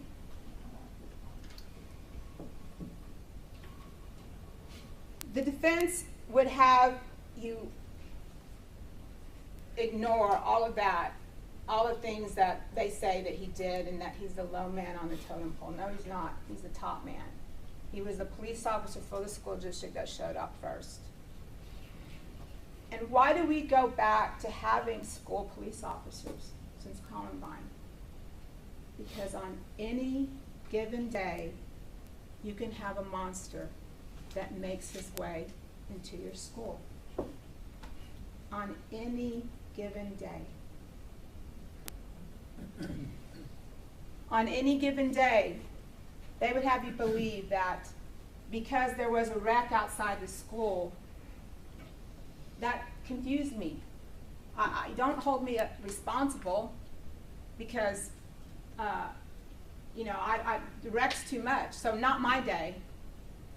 They would have you believe that on any given day where we have bailouts in a community, bailouts happen all the time. Even in large urban areas, you have people who outrun the police. But they want you to believe that because there were bailouts on this given day, but don't hold me responsible. Not my day, not my responsibility. They would have you believe that because he wasn't assigned to that particular school on any given day, don't hold me responsible, not my day, not my responsibility.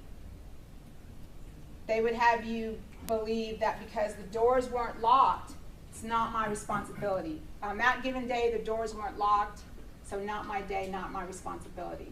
On any given day, I only had a pistol. He had a rifle, so it's not my day, it's not my responsibility. And then they would have us tell, the argument is because you had 3 other officers show up who believed that they were being shot at. Don't hold me responsible, because on any given day, if you've got 3 other people that showed up, it's not my day, it's not my responsibility. And what strikes me so much in this case, and something that we believe the evidence has been brought to you that's going on, is the contrast in the training of the schools. If you think about it, since Columbine, the students have been taught, and you heard that, lock the door, lights out, be quiet. We are basically teaching these kids, and the kids in room 11 and room 12 were taught to practice for their impending death. You don't cry and you don't scream. But we're going to teach you what you do when a monster makes his way into the school. We're going to have you rehearse your own death. But yet, we have active shooter training that says to go to the fire that the defendant taught, but we're going to ignore that. Because on any given day, if he says, not my day, we're supposed to just look the other way. And I am sending a message, and I'm sorry if I'm repeating myself, because I want officers to know those days are over. We're not going to continue to teach children to rehearse their own death and not hold them to the training that's mandated by law. That when you hear the gunfire, you go to it. You go to the shots. You stop the dying, and you hold civilians, children, above yourself. You hold them, they're the highest priority of life. I think it's telling, and Mr. Turner touched this with you about the defendant's statement, and if you're going to get all the evidence to go back in there. He says in that statement, the teacher, she told me, he's over there, she pointed, he's over there, he's wearing all black. I think that statement is very telling, because in that statement he says, on 3 different occasions, I walked over there. I walked to the school. I walked. And you contrast that with Miss Flores, and what is she saying? I ran, and I tell him, we need to get in there. We need to get in there. She's not saying you go, she's saying we. Because in her mind, I believe you can infer that those kids and the protection of those kids are still tantamount to her. And there's no evidence that she had active shooter training. There's no evidence that she taught after shooter training. She was just a teacher. So are we going to continue to hold teachers and students to a higher level of responsibility than we are going to hold police officers for school districts who raise their hand and say, I will be a police officer. Those hallways will be mine. Those children are my people. Those classrooms are my houses. I will protect them. Are we going to continue to do that? No. Because on any given day, you can be like Mr. Salinas and Ms. Torres, who came in and testified to you. They dropped their children off for school that day, and the next time they saw their children, it was at the hospital. Mr. Salinas told you that the child that he dropped off for school that day is not the same child he picked up. Because on any given day, a monster can make his way into an elementary school. Ms. Garcia testified that she dropped her child off for school, she went to the award ceremony, and her daughter wanted to come home with her. And she said, no, I paid $2 for that pizza party, you're gonna go and have a good time. And then she never saw her daughter again. Because on any given day, that can happen. We know that, we see it. Nueces County is not any different from Uvalde County. It's just not. What happened to Uvalde on May 24th can happen anywhere at any time. And if it's going to happen, and if we have laws mandating what the responsibility of a law enforcement peace officer is for a school district, then we better be ready to back it up.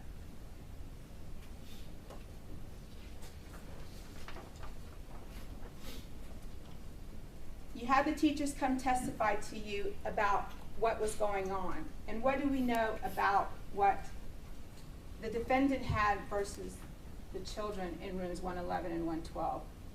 The defendant had his car. It was on the corner building.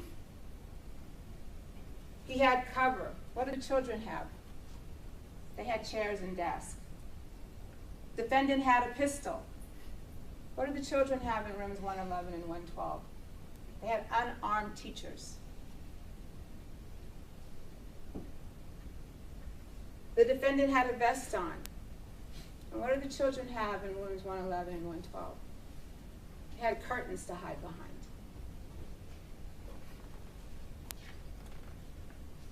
I would also, if you get all the evidence back, that you listen to the defendant's statement. And I think it's always telling, is when that ranger asked him, why didn't you engage? Why didn't you go and approach? And the look on the defendant's face is like, not me. Really? I mean, it's like he catches himself.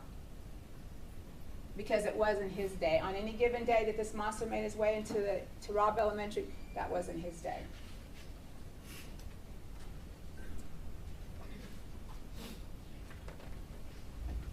You heard a lot about the time compression, the auditory exclusion, the fatal funnel, the OODA loop, the echoing. You even heard about a fatal field. Fatal field. Because we all know on any given day there may be a fatal field. And we have to be ready.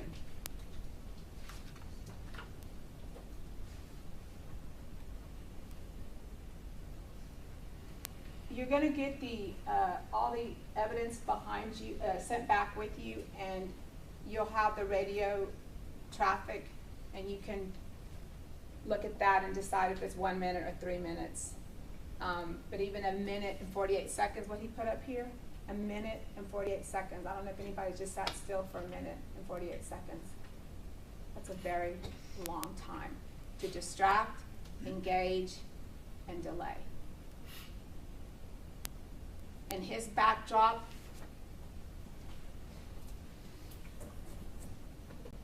was right here. It was right here. All you had to do was to even attempt to distract, delay, or engage.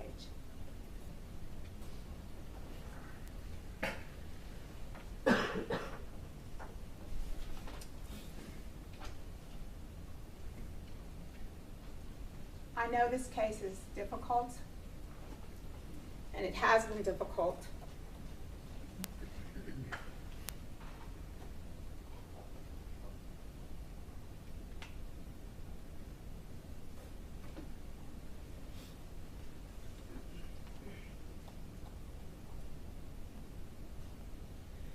But we cannot continue to let children die in vain. We cannot. New Oasis County is not any different from Uvalde County. We cannot let 19 children die in vain and another 10 to suffer. They're going to be that suffering for a long time. On behalf of those 19 children, I respectfully request that after your deliberations, that you return a verdict of guilty. Thank you. Okay, ladies and gentlemen of the jury, you will have the charge of the court back there. You'll have the evidence. I will ask you to deliberate and give us the word when you have a verdict, and we will alert everyone and give time to get people back in the courtroom, and we'll bring you out and receive the verdict. We're going to have lunch served in the jury room for you. You're welcome to deliberate while you're eating lunch. And could I ask the three alternates to remain? We're going to have them go back, and I'll talk to you further. Okay? So let everyone rise for the jury. And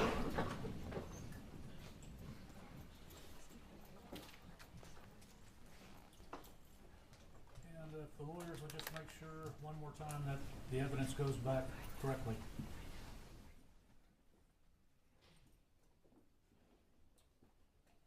All right, we are in recess, ladies and gentlemen. You can see it in the courtroom.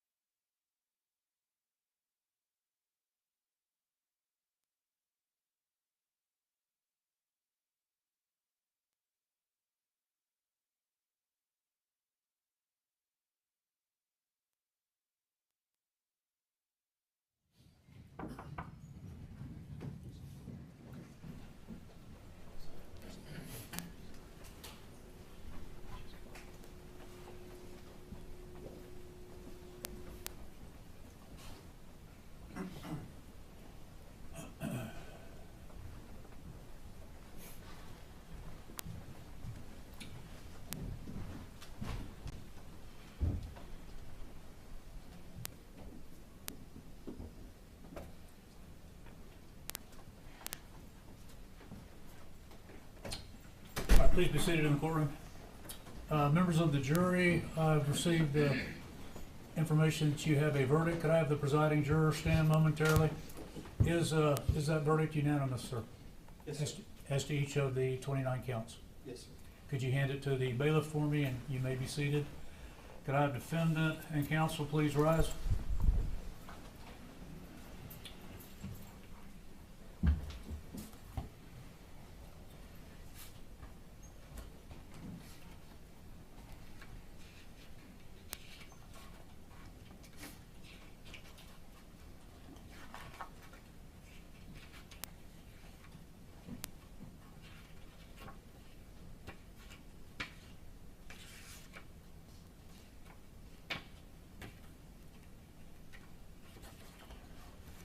All right, your cause number 25 FC 0001U, the state of Texas versus Adrián Gonzales. In each of the 29 counts, we, the jury, find the defendant, Adrián Gonzales, not guilty. You see it? All right, members of the jury, I want to thank each and every one of you for your close attention and your patience and being with us timely throughout this trial. I know it was not easy for you. I know everybody was drafted, nobody volunteered. It was a long endeavor, and I want to thank each and every one of you for being here. I'm going to ask you one more time to go with the bailiff to the jury room, and we'll release you from back there. But thank each and every one of you, and would everyone rise for the jury to be excused.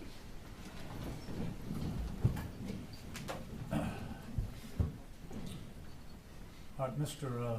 Gonzales, you were acquitted by the jury. Your lawyers could talk to you more about this, but you do have the opportunity within a timely manner to file for that expunction. They will tell you further about that, but it's incumbent on me to tell you that immediately after the verdict is returned. All right, we're in recess. Thank you very much.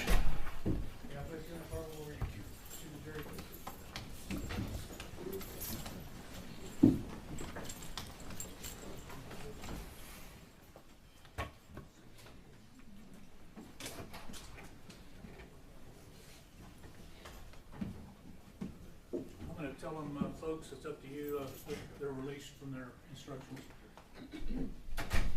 I'm gonna tell them that, and then I'll let them.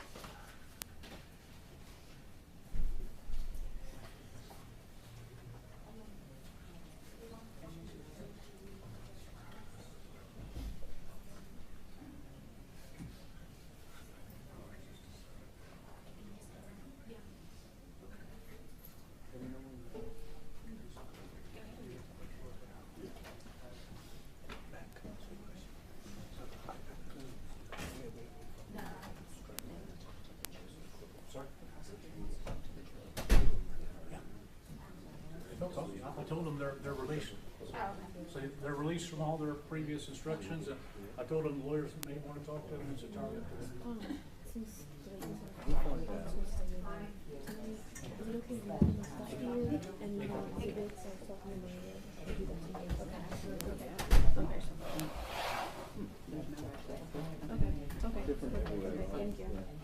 Well, Emily, wonderful job. Thank you. Thank you for the gift card. That Should have been more. I didn't realize it was going to be. But I guess, as I was telling them, the good news is, under Trump, the IRS doesn't tax overtime, so we don't get it. We don't get it, do we? That's what I can say. But yes, that's good. Bill, wonderful job. Thank you. Pleasure to meet you. Where are you living in San Antonio now, or where are you at? Around Virgin Springs. Oh, okay, okay. I knew you weren't at Brazos anymore. No, thank you.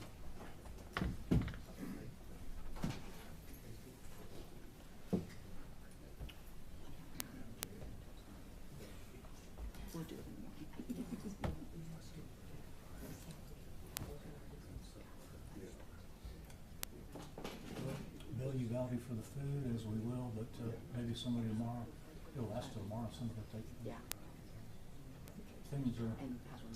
things, I food ordered, does not, like, drinks with the lids and we thought just returning it so much. yeah, I mean, I tried to cancel it, but it was too much. I'm like, that's okay, just refrigerator it. yeah, it's just, in my experience, food doesn't go to waste in most Yeah. courthouses. No, you walk in the door and say who wants it and it'll be just fine. Thank you, wonderful job.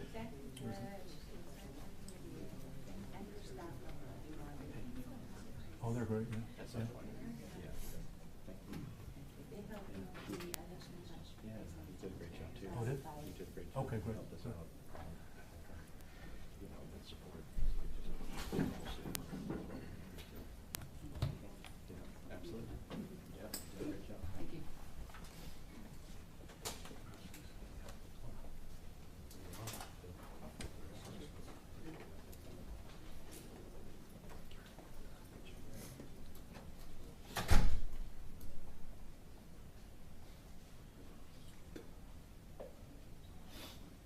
Jason, Judge, congratulations. thank you. I couldn't ask for a better judge. Very fair. Hey, Ben, it's all. What with the grievance on the board? They won't get back to me on it, and then nothing's gonna happen. And if they may have given her something. Well, the complainant's supposed to get a notification of what happened on it, and you were a complainant. I know, I was the complainant, and they never did, they never got anything back to me. There's something weird going on with that. And I continued to write them saying like, hey, what's going on? Like, you know, I update them with other news stuff. By the way, just expect there's a few more things coming down the pipe. Well, they're supposed to have my recollection is the legislature put a time limit on it to dispose of cases. I thought so. That's why I've been writing them, but I don't know if you have any suggestions, I'd like to hear them. I don't know how they've gotten around that timeline. I don't even know. I've never seen it. It's just like went in a black hole.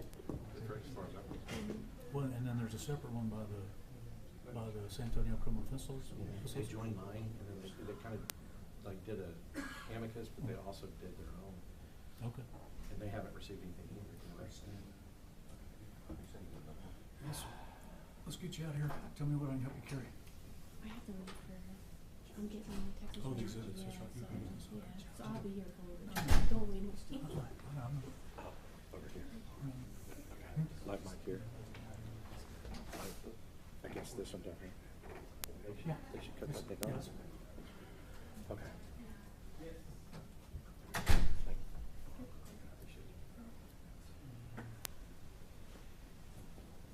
Gary, good to see you. Congrats. Likewise. Good job. See you in Kendall, probably. Hmm? See you back in Kendall County, probably on that case. I'll be there. Yeah. Would I? Well, I don't know. It's possible that